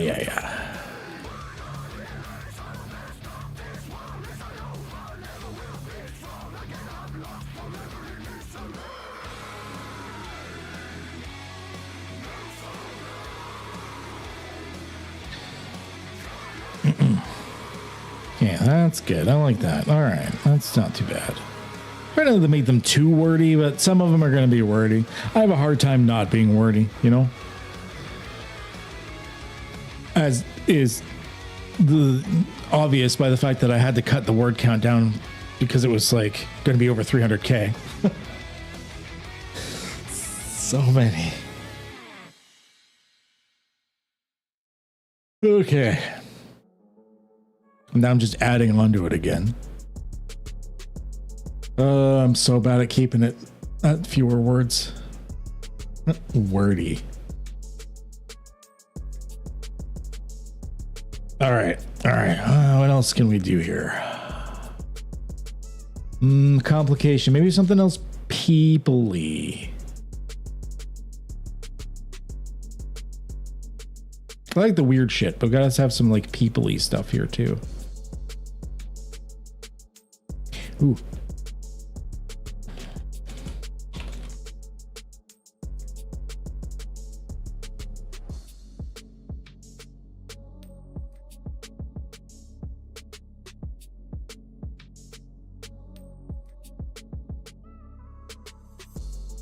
They beg for... So a group of escaped slaves run into the PCs. They beg for help.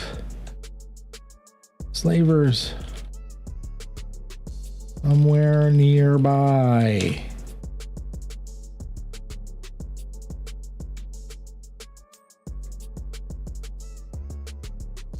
Now, there are horrifying things. There are tough things in Voidhome, like slavery. But I do have a thing in the beginning of the book in suggestions to the themes and everything that the players, although not necessarily heroes, are never the bad guys. You're not the slavers. You're never them. Because if someone plays that way, it's their own game, so be it. But that's not something I'm supporting for the game style. For me, yes, there is slavery in the system, or like in the world lore, but they're always the bad guys because bad people do bad things. And I'm not into the whole like, oh, we shouldn't put it in there because it's going to make someone feel bad. Well, we're starting to cut out all the things that the villains do that are bad. So bad people do bad things. But I do have it in there that, hey, you're not doing the bad things. So I do make sure that that's important within the theme, because there's going to be some sensitive topics on purpose. I'm not writing this for everybody. This isn't going to be like a fun little Care Bear romp through like super magical stars, space things. This is very much a like dark, gritty horror environment. So for anyone on the fence about that because of like being triggered by certain sensitive topics, this might not be the game for you. I'm not designing it for everybody. I'm designing it for specific genres and themes in mind. So bad guys do bad things. Murder and slavery and theft and all of that stuff. And if you want to play the big dumb heroes and fight against it, that is what I support.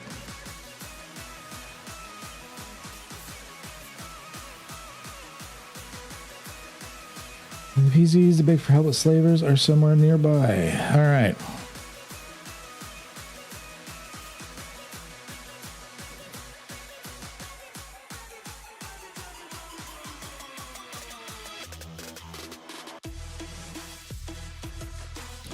As we're a good understanding about the system and a good session zero discussion with the group is important. Use what like and avoid anything that may be an issue. Yeah, I have like a whole section talking about like how important the session zero is. Side rant, I'm actually not a fan of some of the safety tools like X cards. I think X cards are useless. Because what's the purpose of an X card? The purpose of an X card is so that it's someone didn't want to tell the group I'm having an issue with this, so I'm just going to raise a card. Here's the problem. First, all eyes are on you still because you just raised the card. So it's not helping protect you from being noticed and or focused on. Secondly, just holding up the X card doesn't tell you, the GM or group, what in the scene you're having problems with. Because scenes can be complicated. Maybe there's a couple of horrifying things going on. Like maybe there's like a slave caravan fighting some spiders and you raise the X card. Now the GM has to go, well, is it the slaves or the spiders that you hate? Like, what am I axing here? And like, what do I not put in the future? So by just raising this card and hoping for the best, you don't have the conversation, and it actually hurts working with your player to make sure that they're in a comfort zone. So I'm not a big fan of something like the X card. Yeah, in-play tools are a bit tough. That's the thing. Pre-game and post-game discussion. Talk as adults. That is the best safety tool there is, as far as I'm concerned.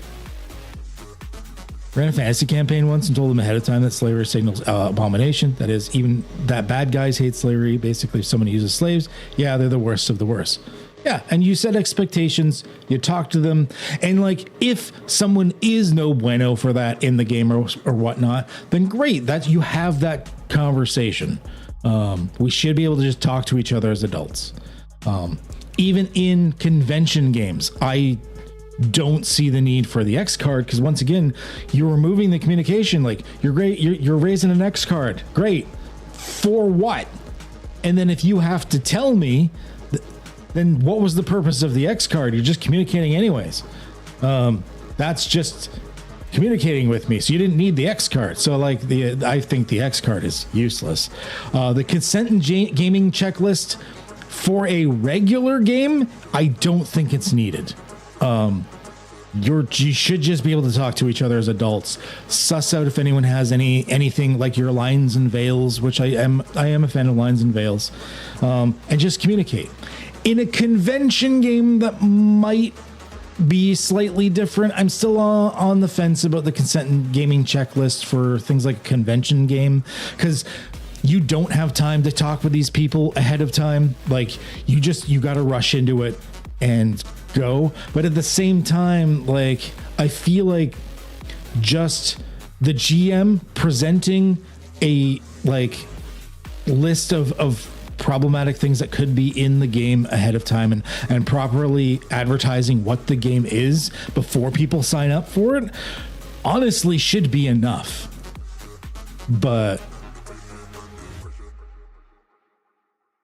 assuming your players are adults, well, that's different. You got to run an entirely different game if they're kids or they're younger. And honestly, that's at most of the tables I've been at, if you're an adult and you can't communicate as an adult, probably don't want you in my game. Yeah, I used to run games for kids actually at the local place. That's a very different thing. That one you sit down, and that one for kids I will actually have something more like the consent checklist or like guidelines, or be like, hey, if you're uncomfortable, you could text me privately, and well, even with adults I do that. Kids is a very different experience, but like 99% of my games are with adults, so and once again, con games, you don't have a lot of time to have those conversations with people at a convention. So at con games, I am a lot more open to using a lot of these tools, because like you've got like a minute before you start, and you don't have time to be like, hey, does anyone have anything they need to let me know about? Like, you don't have time for that. So for a convention game, make sure you set the foundation of what the game's going to be about. But you might also want something that you can hand out, and like some like anonymous thing, be like, hey, scratch something on here if you've got anything you need me to stay away from, something like that. I think some safety tools at a convention game or like a public space where you don't have the time or the personal space to talk to them, that is where they are more useful. But most of us are not doing that. Most of us are doing these at home games with people we know. In this case, in those cases, just a conversation is the way to go.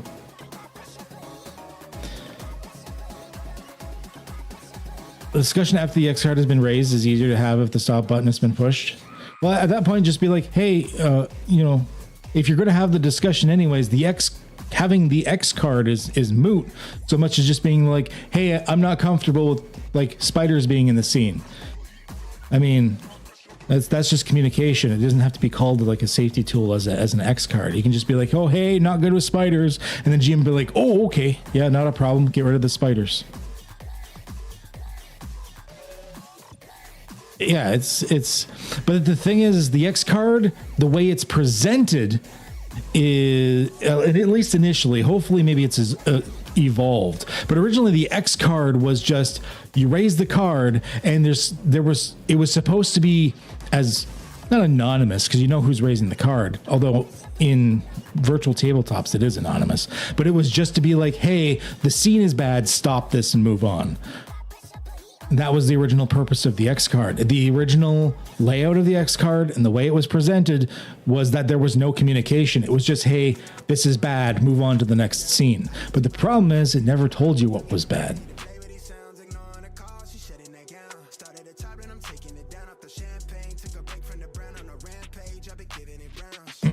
I still think, if the XRs are raised, I'll just move to the next scene. But the problem is what if one of the elements that you didn't know in that scene was the problematic element? Once again, you got slavers fighting spiders, and you're like, shit, which one of those is the issue? And you move to the next scene and come to find out the person had a problem with the color yellow, and that was the problem. But you put it in the next scene thinking that those other things are the problem, but you never had that communication. So that's where I think the texts, even mid-session, I promote my players to be like, hey, send me a text or a message or something mid-session. Even in a con game, I'll be like, hey, you can like communicate with me here, or something like that. Or if slip a paper if you want some sort of communication. I like to give the anonymous communications because no one wants to be put in the spotlight if they're feeling uncomfortable, which is another thing the X card can sometimes do. I would prefer just a communication over just a card saying, I feel uncomfortable, but I'm not going to tell you what.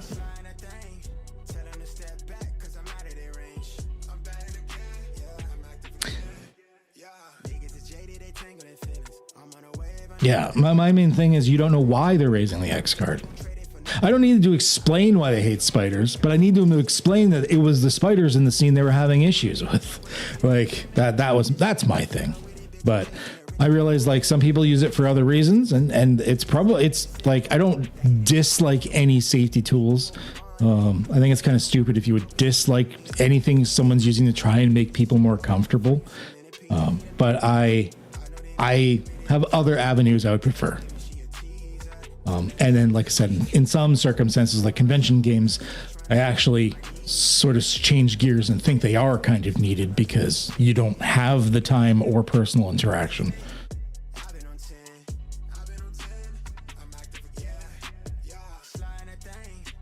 Yeah, I don't like having the card in the middle of the table. Some suggested there's a difference. Raising your hand versus seeing the thing that means stop can talk about after the stop button. I think leaving just a private line of communication open, which in modern day, there's no way you can't do that, is the better way to go. One, it makes it more anonymous so that all eyes don't go on that person. Like if you just want to like call out an X card, but really it's just them like texting you, hey, I have a problem. That's cool. One of my main things is the fact that as presented, it is a thing you hold up and be like, hey, and like place in the table, or you hold up or whatever. And then all the eyes go on that person where they're already feeling uncomfortable. Like that. I don't want them to feel more uncomfortable. If you want to say it's like an anonymous X card, like they just send an X to your like phone or something, that's different. That's not what I'm talking about. I'm all for that. If you want to say like a digital X card, I'm just saying the X card as normally presented, where it's a card someone's holding up or placing down, that doesn't provide enough, and it puts all eyes on the poor person who's already uncomfortable.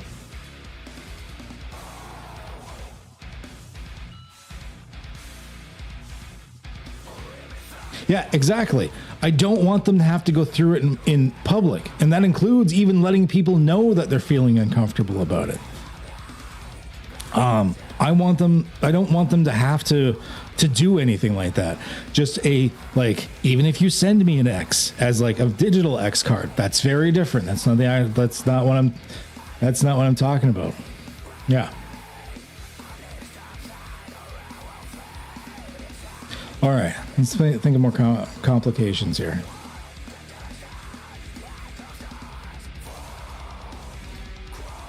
It was a little side rant on my part.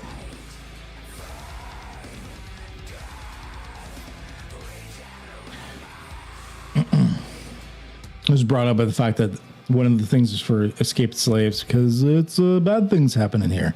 Once again, bad things are done by the bad guys. You're not in my games, at least, I almost never run you're the bad guys. Not really my thing. I realize that gets some people's kicks off. It's not really my style of game. You're not always the big dumb heroes per se, but almost never in my games will you be the bad guys. Even in my current Sunday game, which is a superhero game based off of The Boys, even though some of the characters are problematic on purpose, they're not the bad guys. They have some uncouth and not great qualities about some of the characters because it's the boys, but they're still not there to do the really evil things. I had a conversation with them about that before we started. I don't personally get the games where you want to do those things, but I mean, that's just not my flavor of make-believe that I like. All power to someone that may like those things. I don't know. Just not my thing. I'd rather have. We've got enough shitty ass shit in real life. Let's have some little more heroism and positivity in our games, eh? That's even in a sci-fi horror like this. You want to see there's a chance of things turning out all right and being good. And I think that we all need that right now. Problem with an evil campaign is that players tend to go knucking futs and kill and destroy for no reason. Yeah, they always go down that like destruction and chaotic evil, and I don't think I've done one of those like quote unquote evil campaigns since I was like a teenager. And that was just because like we're all like, oh, I'm fucking edgy and evil, man. There are ways to do an evil campaign that I think could be interesting. Go the whole Suicide Squad route. You're all bad guys, but you're being forced to do the good thing. That could be super fun. That'd be pretty neat. But just playing the outright like evil campaign. Oh, no, maybe not teenagers, because we did do one in Pathfinder, I think. So it was years and years ago, but I think I've done one since. But even then, it didn't last long. We didn't have a lot of fun with it. Kind of got shitty. We're like real fast. It's not my thing. All right. What other complications do we have? Maybe a couple more that are like people-y in nature.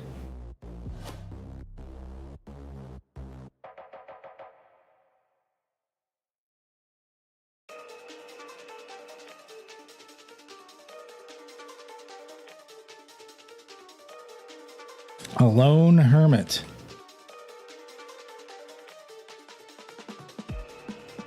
Help from the PCs to escape the world plate. Lone hermit.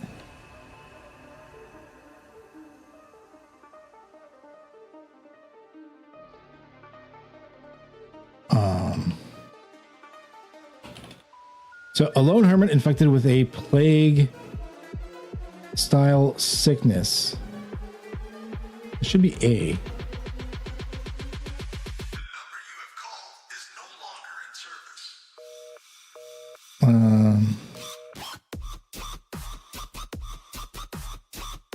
Infectious and extremely infectious disease. So, a lone hermit infected with an extremely infectious disease seeks help from the PCs to escape the world plate. Secretly. In a game at the moment of being the bad bunch where my character was a magic construct that was a slave driver thousands of years ago, doesn't have the means to do it in the current age, but desires to. The character arc I think will be interesting to work out of the survivor with species he was previously in control of. See, that's neat. You've got a character arc where you're pulling away from the badness. I've had that before. I've played evil characters, but there was always some sort of shtick of they're trying to redeem themselves or there's something holding them back. It was in a Pathfinder game. I played an evil spellcaster of some kind, and he was like the whole like, I'm evil, like type of evil. But and I worked with the GM to make sure that this was a thing, even though there wasn't mechanics for it at the time. I gave myself a curse on the character where it was similar to like Spike from Buffy the Vampire Slayer, where he couldn't actually hurt someone directly, or in some cases even indirectly. He couldn't cause someone to get hurt or harmed or like basically negatively affected in pretty much any way. So even though he was the like mad cackling evil like necromancer, he couldn't actually hurt anybody. So I like doing stuff like that. It's okay. if you work it in. It's just if the players, as Quick says, sometimes they just de-evolve into just plain shittiness. If it's like an entire campaign for evil, no.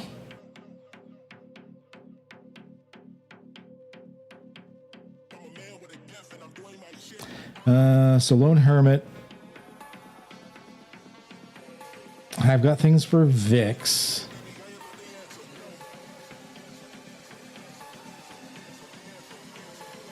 Oh, how about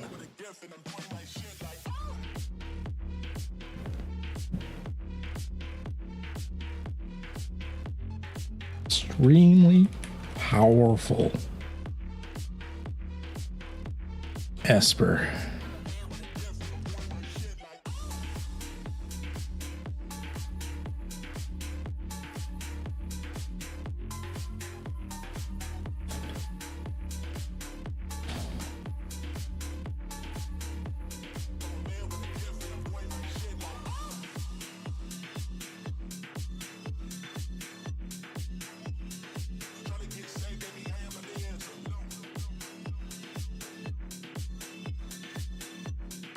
So how about that? An extremely powerful Esper dwells here. They feel nothing but anger and hatred towards all others, seeking to end anyone who enters their territory.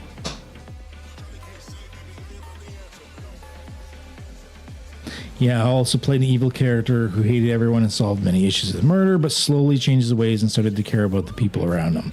Yeah, and that's why I love in Cypher about the character arcs, the player-driven character arcs. And the fact that like it's not the GM doing it, it is up to the player to drive those.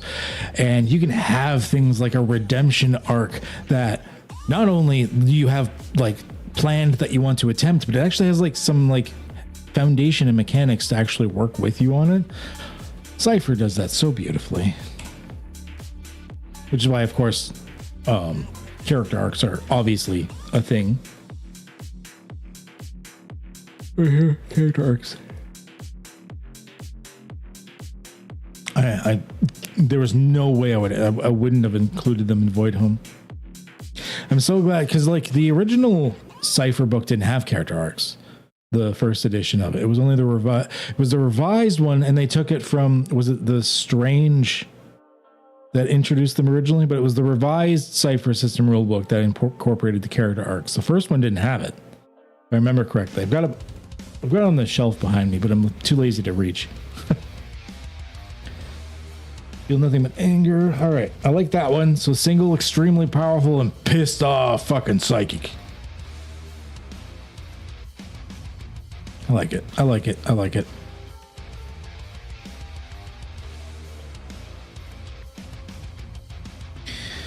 Let's see here. Need something weird. We'll mix it up a little bit.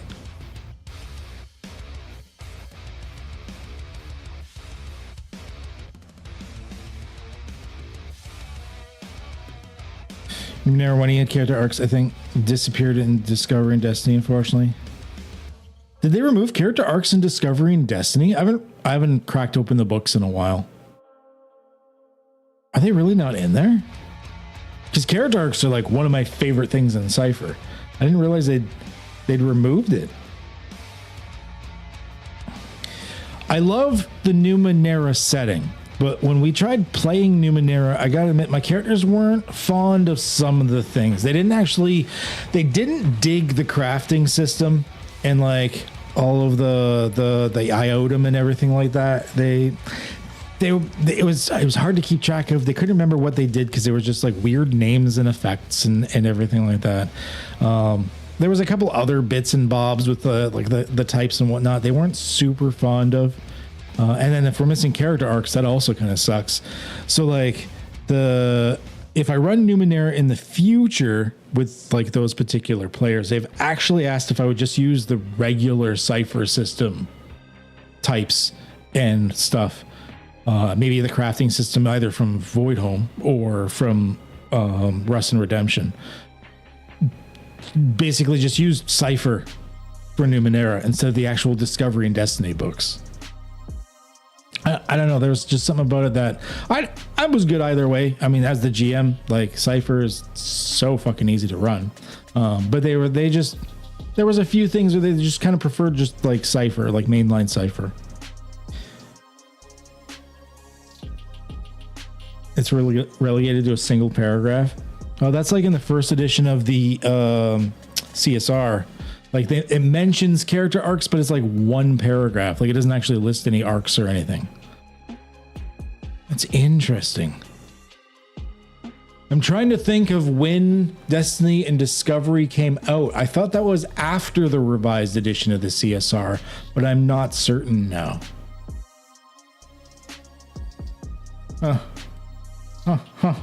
Weird. Huh.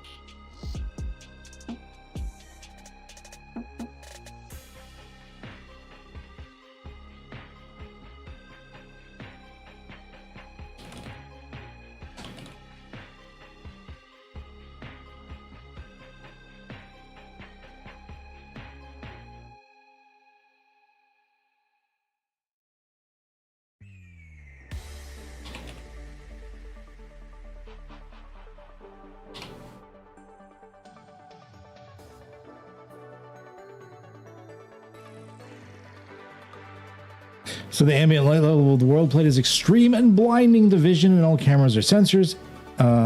Vision in all cameras and sensors has no other effect on the environment. That'll fuck you up a little bit.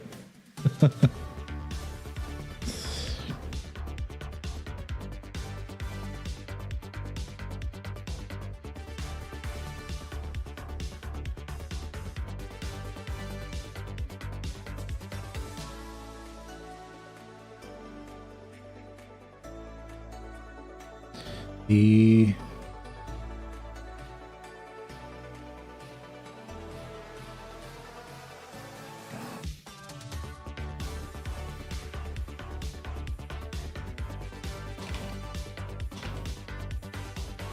only be used once.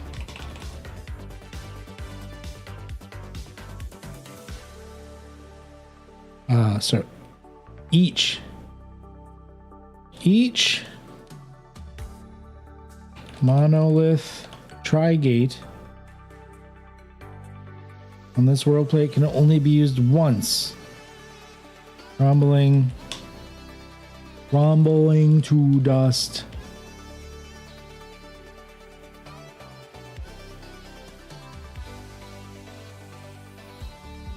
Only one activation.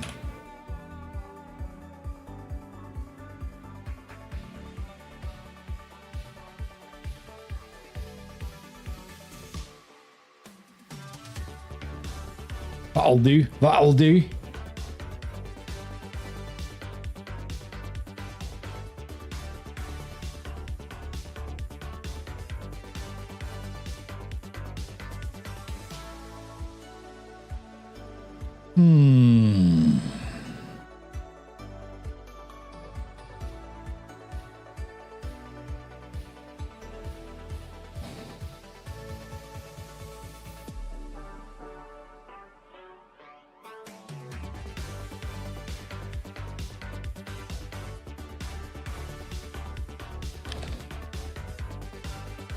Grounded.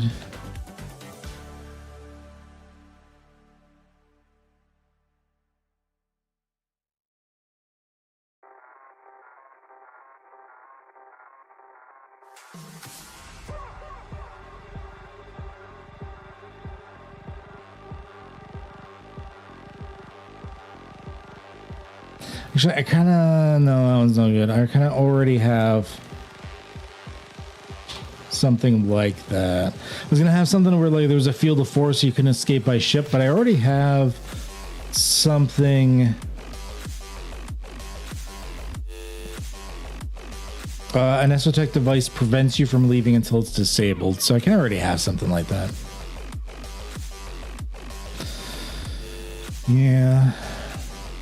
I already have nuclear.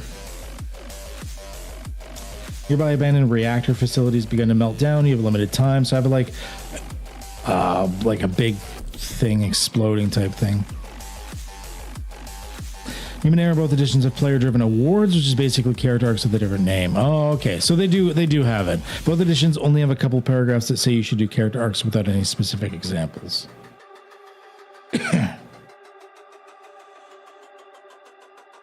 It's been a hot second since I've actually opened the Numenera books. Well, the core books. I've opened some of the other side books and stuff for like adventures and whatnot. It's been a hot second since I've actually opened the books, so I couldn't remember, to be honest. There's too many books in my library.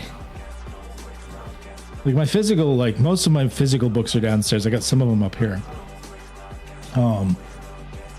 But I got a lot. And I got rid of some too. I even got rid of a lot of my old like AD&D like 2nd edition books and stuff because my digital library is big. There's a reason I pay for extra storage space on my Google Drive.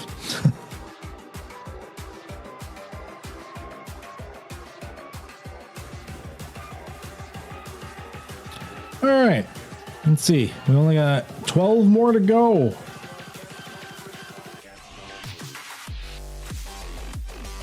Looking good.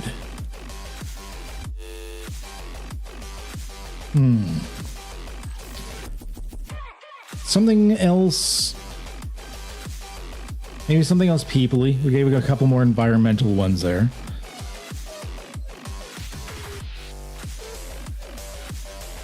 I already have some hermit with infected. I have an extremely a powerful angry psychic.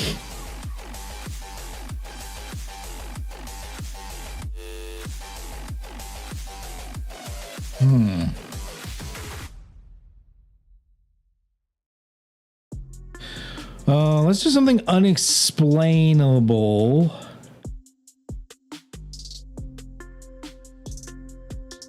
A single Earth new a single high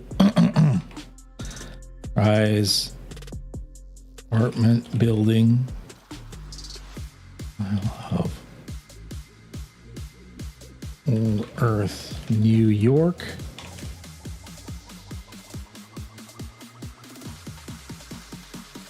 Nah, it's not really a complication. That's just like a cool area to visit. Need a complication.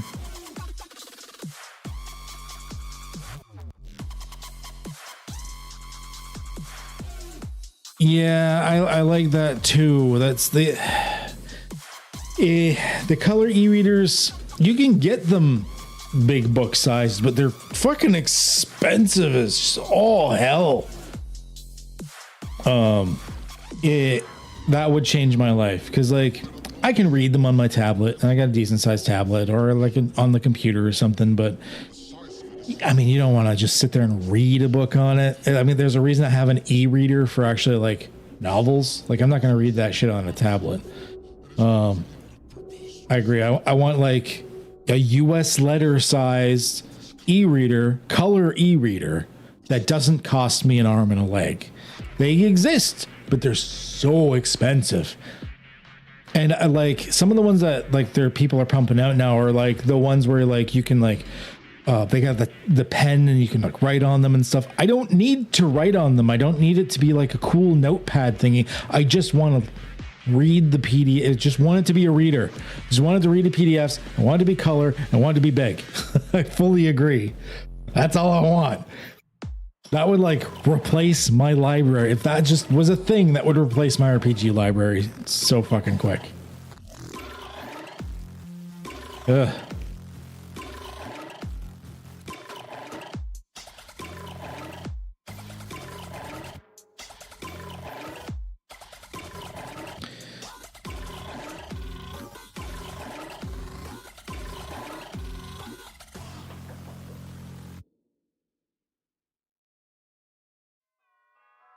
is one or more dead bodies.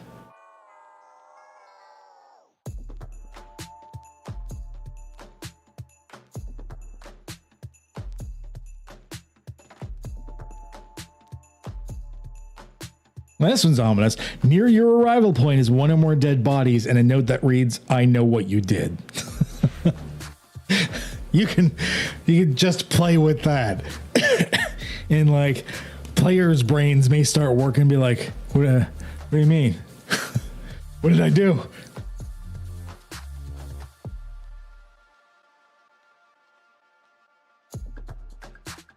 Or how about, I know what you did.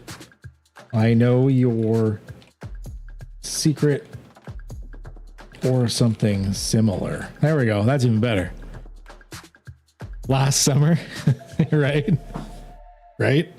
So I know that reads, I know what you did. I know your secret or something similar. So it gives a little more leeway for the GM to play around, which is the point of this. Yeah.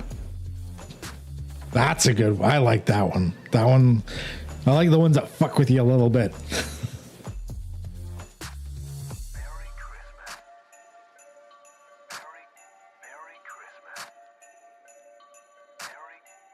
Why do I randomly have a song in this? This Merry Christmas. It's like a dubstep Merry Christmas song. It's called Gingerbread something. It's just called Gingerbread House. Whatever.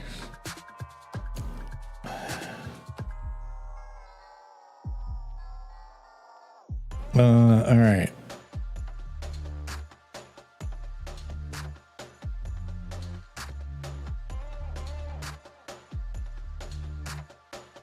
Oh, I had the thing with Marauders or something nearby, didn't I? Well, I'm trying to do less things of like people being there because that's under residence. Maybe some more just circumstances.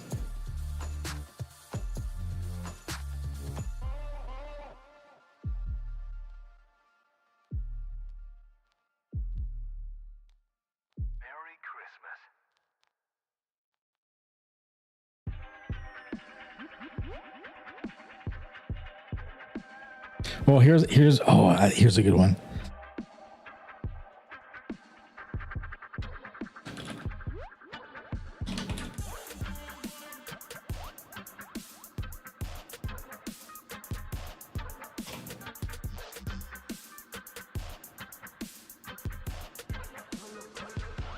Congratulations, you've arrived. What's that beeping sound? Boom! Do with that what you will.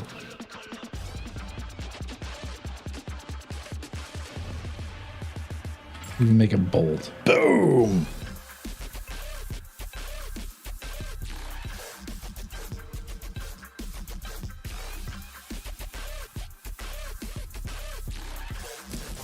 That's fun too. I like that. That's fun too. All right.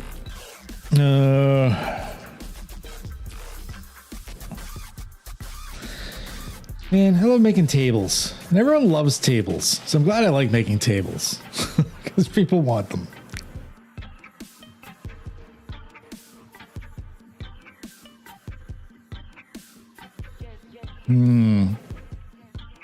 The brainstorming.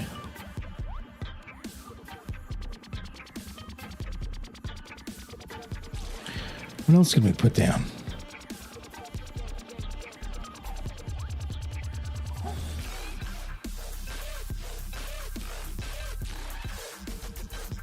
Ooh,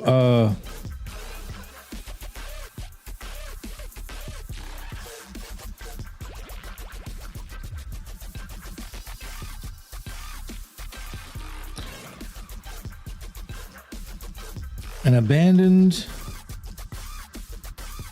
survivors camp is here.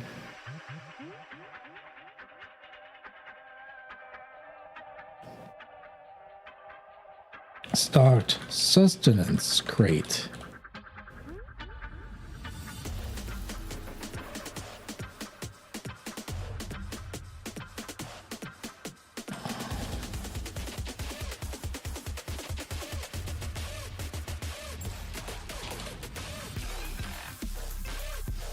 How about that? An abandoned survivors camp is here with a fully stocked sustenance crate. The sustenance crate has been, I'm going to say, secretly laced with a highly addictive hallucinogenic only found on this world plate. Your contact / MacGuffin gets kill destroyed just as you arrive to see it happen.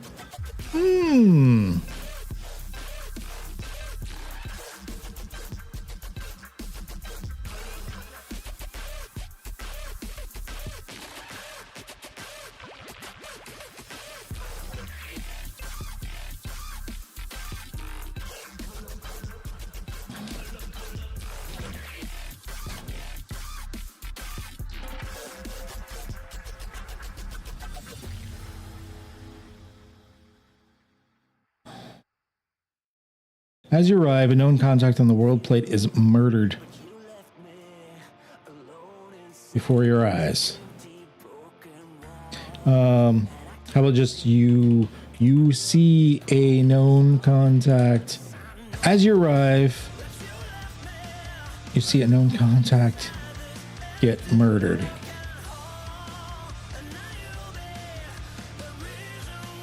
A known contact or person or someone with a close personal relationship to the PCs. Okay, as you arrive, you see a known contact or someone with a close personal relationship to the PCs get murdered. And then this for grammar.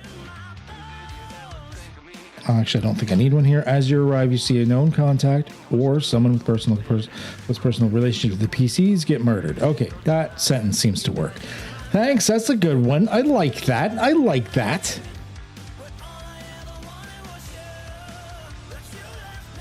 Yeah, that's a good one.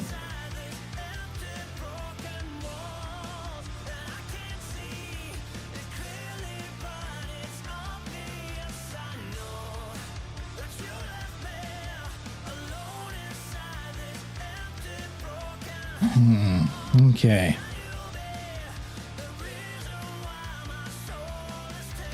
Ooh, how about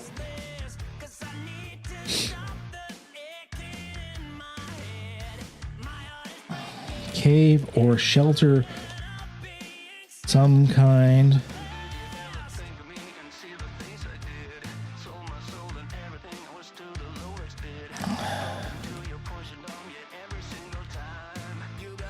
Naked, dead bodies appear to be the PCs. Hey, a cave or shelter of some kind has the naked, dead bodies of what appear to be the PCs. That way they're not getting duplicates of their equipment. And then that's a big what the fuck. The bodies appear to be several years older than their current age. Time shenanigans.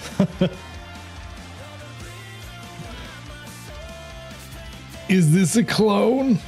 Yeah, so is this a clone? Is this time shenanigans where you came here from the future and then died? What's going on? Yes. I love it. I get excited about this stuff.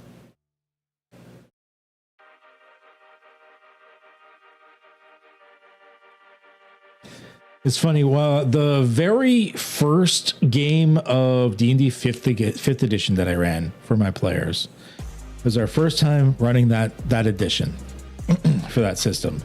I did like a Groundhog Day style time loop, and I love that shit. That is so fun to do because like it's the one time I actually do meticulously plan. Like a lot of times I just have like a couple of point forms and I riff off of it. That's my GMing style. I don't need everything to be detailed, but for a Groundhog Day like time loop, I will plan out the events for the day because they constantly happen over and over, and it's just fun to see them interact and discover new events, and I love that shit. Time travel is always fun and can easily mess with the players' heads. Yeah, but that's the thing. As Variati said, are they clones, or is it time travel, or is it something else entirely? Maybe they're from another dimension. What the fuck? Why are we here and why are we dead?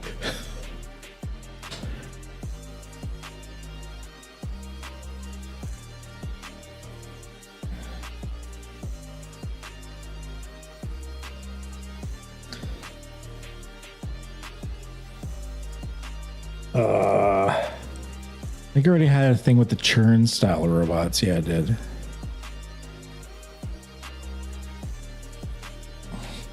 Yeah, it could be anything. Once again, I like leaving these open-ended enough that the GM and or the players could come up with something. And that's the beauty in a space like that. A lot of times I'll introduce like a hook and I actually have no idea where it's going. And then the players say something really cool and I'm like, oh, you discovered my master plan.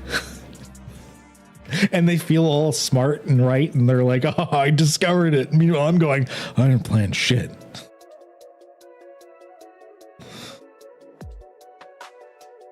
Latest episodes. Oh, I've got to watch. There's the new episodes of Invincible. I got to watch those. Don't spoil anything. You don't watch it yet. Yeah, I forgot that they just came out this month, didn't they?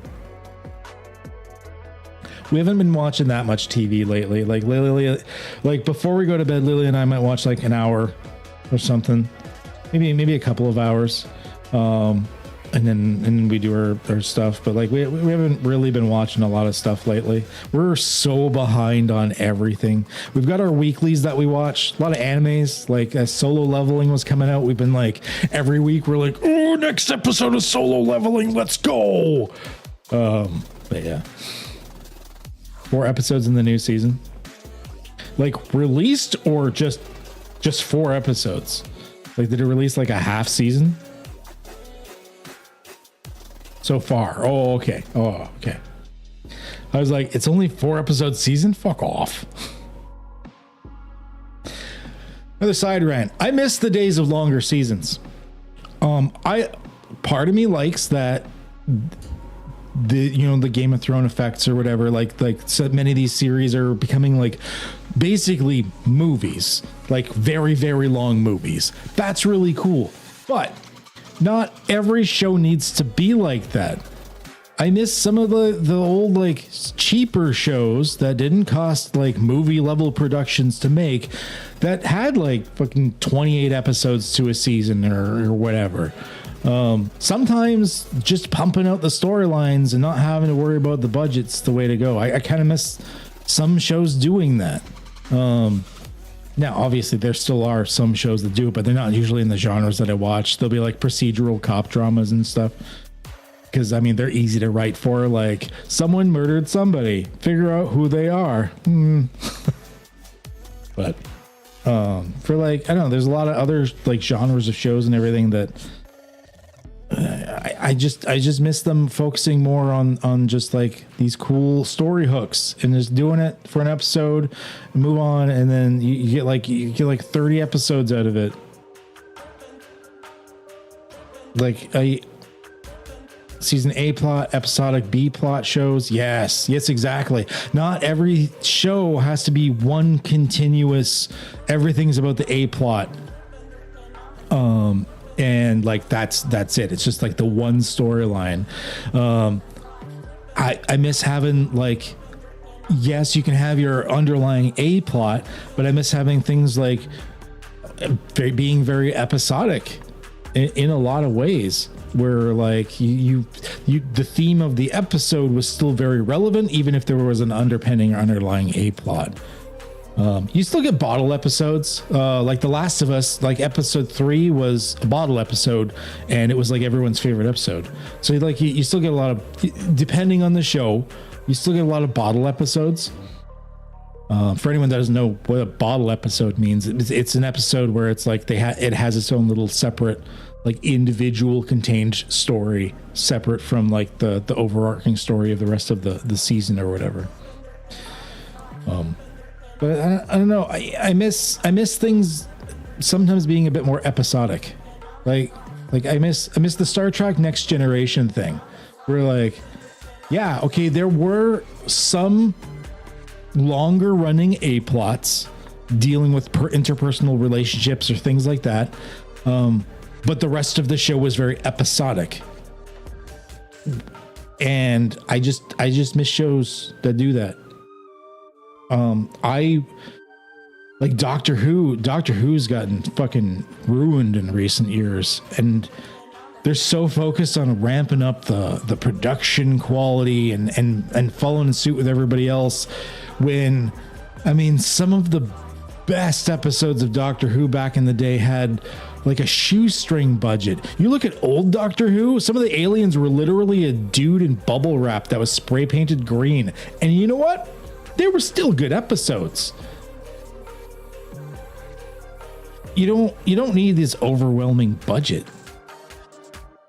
Like, I think a lot of people would be willing to trade for a slightly, like, for a shittier budget if you could just like focus on that story a bit more.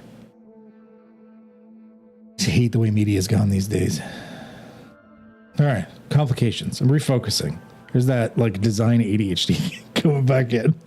More or less how I run my campaigns. So there's to me huge value in long and short stories being intertwined and isolated. Yeah, having your A plots and your B plots and some episodic bits to them. I like doing that as well, depending on the length of the campaigns. Personally, I've actually been really enjoying like shorter campaigns lately. Well, basically an adventure. Campaigns used to be a series of string adventures or whatnot. Like I've been, some of my like games recently, like 12 sessions and it's done basically. I've had a few that I've run where like they get to that. I will, like, the players don't know this, but I'll still roughly throw them into like a 3-act structure, kind of loosely following like a hero's journey format, depending on the type of game that we're running. But I keep it pretty short, and I find I'm having a lot more fun with it. My players are asking for something a bit longer because we get to like, 12 to 15 episodes or episodes. And the players are like, wow, I'm really attached to this character. I'm attached to these NPCs and this world. And now it's done. And they're like, could we just continue it a little bit longer? So my players are asking me for longer campaigns, but I personally have been enjoying like the shorter ones lately. I don't know. It's just me. All right.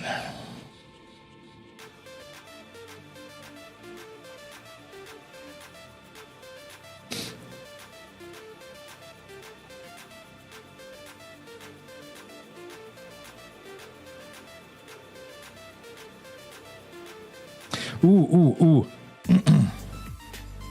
A chaotic fold in space. As the PCs step out onto the world plate proper, a chaotic fold in space transports them to the edge of the world plate, away from, that could be another sentence, away from the Frigate or ship that brought them here.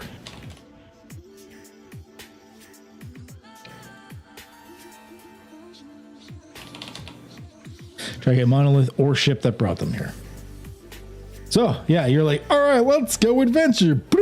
Oh, fuck. And if you've rolled a world plate that has like no oxygen and you got to find your way back and you've got like limited oxygen supplies in your suit, that's going to be drama.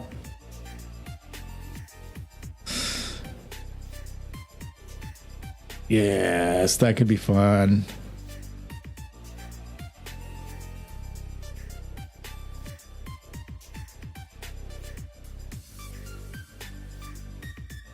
I give it the word proper.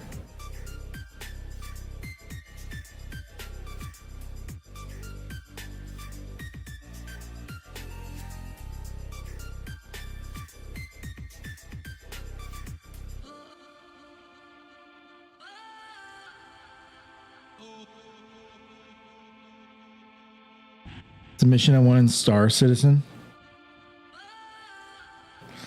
I really hope the next updates in Star Citizen, like, make it playable at the very least. Because, like, I want to love it so much. When it does work, the gameplay loops are fucking awesome. But it's so fucking broken and buggy. I want Star Citizen to be a thing. But there's so many times I've played where, like, I'll go do like I really like the like mining and transport and stuff like that. I'll do some combat. Full year triage. If you've seen the latest SC live show, I haven't seen the latest one. I have heard that they're supposed to be focusing on basically nothing but bug fixes or something, which is like, I mean, that's what the community has been begging for. Like, stop introducing new shit, fix the shit that's in there. He's like, I'll go do a transporter mining run or something, and then like something happens and like my ship explodes, or I fall through it, or like it's just, it resets, and I'm like, well, fuck, there was like 3 hours down the drain with nothing accomplished. And like the server meshing thing never properly worked for what they said it was going to do. And like I've got a couple of like purchased ships, not expensive ones by any means, but like I've got a couple of things because I really like it when it works. The flight model, I know they've changed the flight model a little bit, but the flight, like the general flight model, I've quite enjoyed it. I'll play around in the little one with the bubble front. That's not the missile boat version of it, but like I forget what it's called. But it's just like super agile, tiny fighter, and I'll just fly around in that and just have fun flying. And oh yeah, quality of life, make it fully playable is the goal this year. Good, that is what I want. I will sink serious hours into Star Citizen if they do that. Actually, if you play Star Citizen, we should get like a CU like Star Citizen group together, because I think there's a couple of other people in the CU that play Star Citizen as well. And once they get it working, we should get like a little group together and like go do our own thing, just like CU people. I think that'd be dope. It's a really good video. Highly recommend. Get you excited to have an actually playable game. Right now, I'm sure the video is good, but it's promises. I will believe it when I see it. They've made promises before. I mean, sometimes they've delivered on those promises. Like, I wasn't expecting Pyro to get thrown in until they had already fixed some shit, and then they threw Pyro in, and a lot of people have actually really liked it. I stopped playing before Pyro was thrown in, so I haven't experienced it myself. But like, sometimes they throw good shit in, but they've promised so many times to fix shit, and then it just never does, and then it gets worse. I mean, fuck, it was just the other day. People were like, so this is Star Citizen now, and everyone's waiting for the elevators. Like, the elevators just didn't work. They're all sitting there. Patches every month-ish, not every quarter. Features have basically a full pause for all engineers with a hands-on deck fixes. Okay, that does sound good. That does sound good. Makes me hopeful. Fuck, yeah, okay. If they start fixing it, we should kick around in Star Citizen for a while. I've got, what ships do I have? Citizen. Robert Space Industries.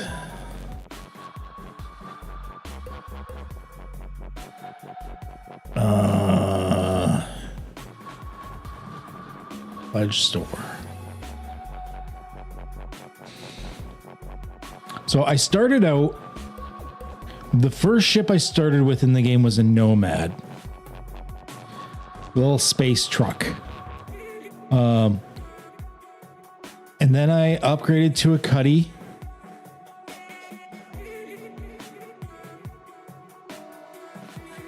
And now I've got an A1 Spirit as my daily driver. And what's the little ship? I forget the name of the little fucker.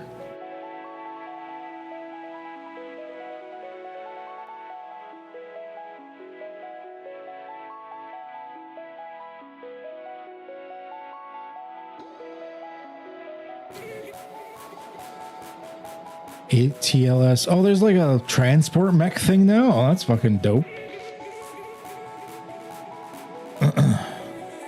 The people mover. Well, it's got a decent sized cargo bay. I think it's the A1 Spirit.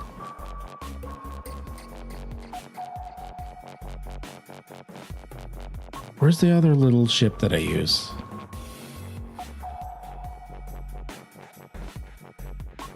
I haven't played since they redid the cargo stuff either. I know a lot of people were like, I gotta move cargo, but I don't know. I kind of like the simulation of it. Simulationism of it. So I actually don't mind the fact that you have to like move cargo around and shit. Fuck. Can you not? Oh, because it says pledges. Combat. I don't know the name of the little ship that I have. Cutter and an arrow. Think you're getting a small cargo ship. Yeah, I had the Cuddy Black, the Cutlass Black, I think it was like the first one that I had, which like it could fit a fair amount. And I like the side doors you could open and whatnot. I kind of miss it sometimes. It was pretty decent. I get sidetracked again. I enjoy the physicalized cargo when it doesn't bug the fuck out. Yeah, I'm the same way. I actually kind of like, especially since like I like doing a lot of the industrial and transport missions and stuff. So like, I mean, that to me, that's part of the gameplay loop. I like that. Like when I played Elite Dangerous, I liked doing space trucking. And then I kind of, Elite Dangerous was not enough substance for me. Like I loved Elite Dangerous flight model. Actually, like I really like the Elite Dangerous flight model. I had super amount of fun like flying around with flight assist off. Like I was even in Star Citizen. I forget what the version of flight assist is called in Star Citizen. But a lot of times I'll fly with it off because I just like the controls. Like I've got like, yeah, I've got like things like this. Like I've got a couple of these suckers around, which are like beautiful sticks. I absolutely adore these. They're super fun. When the big ships arrive from a jump, that shit is sexy as hell. Better than Star Citizen. Oh, and Elite Dangerous? Yeah. Yeah, the sound effects and then like the cloud thing and it like slowly emitting from the cloud thing. You're like, and it's like, oh. And like the first times you encounter the what are the aliens called? I forget. But like how like those early encounters with them when like your ship would kind of like flicker and the power would go off and then there's like the and then like it would like appear in front of you in flashlights and you're like, what is this? Like there's a lot of cool shit in Elite Dangerous. Even cracking an asteroid. Oh, cracking an asteroid in Elite Dangerous is sexy. But there wasn't enough gameplay to keep me engaged. It's like, all right, cool. Like I earned the ships that I had wanted. Like I had like a really nicely kitted out Python and then I had a few others going on and then I'm like, well, now what? Like, what do I do?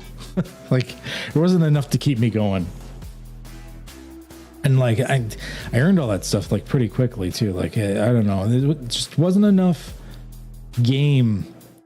And then the world's like, oh yeah, 1-to-1 scale galaxy of the Milky Way, awesome. Except that there's very few planets you could fly to, and then all of the ones that you can fly to, just dead rocky worlds without that interesting of a terrain. So yeah, mining does look better in Elite. The mining in Star Citizen's okay. Oddly enough, I actually prefer mining in a rock over mining in the ship.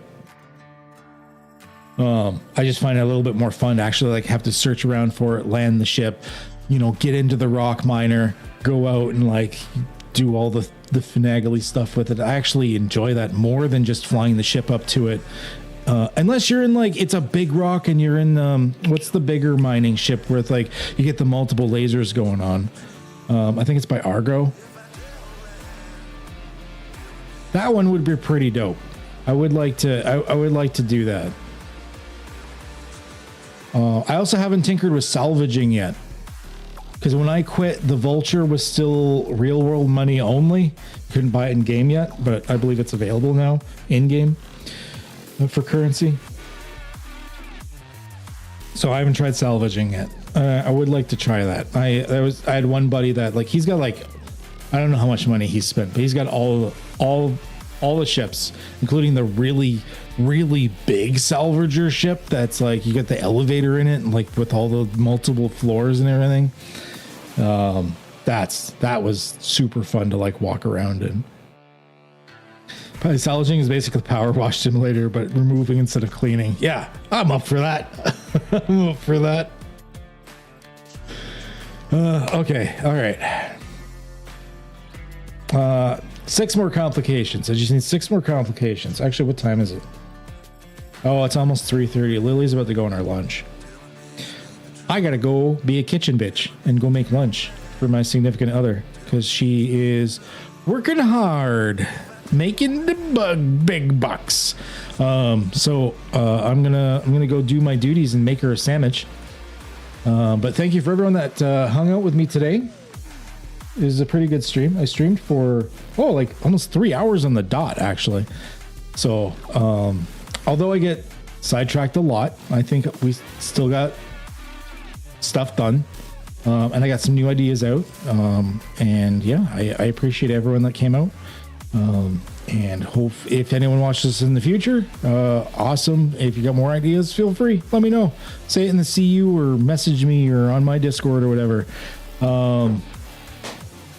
If you want to support what I do, you can go to my Ko-fi shop. You can either get Voidhome for its early access pricing, which is slightly lower than what the final pricing will be, or you can even just drop a couple of bucks for this Canuck for some brewskis. Help me with my beer budget. That is always appreciated. Beer's expensive. And that'll just help me fuel for the next creative endeavor. This is especially important because Voidhome is the only paid line of books that I'm doing. All the other books I am putting on my drive-through RPG or whatever other sources like Ko-fi and stuff. From this point on are going to be completely free. That includes the collaboration book I'm doing with Dean, Alpha Dean, and Old Gus, and possibly a couple others, called Paradigm Shift for Cypher, which is just a book of entirely just optional rules and character options and stuff. We thought it was going to be small, and it has turned out massive, but it is going to be entirely free. So if you like, and they're contributing a lot, don't get me wrong, but right now I probably have about 85% of it just my stuff. So if you want to help support me in that shit, a couple of bucks for this Canuck on my Ko-fi would be appreciated. But no pressure if you can't. It's okay. And as always, stay healthy, stay safe, and have a good one.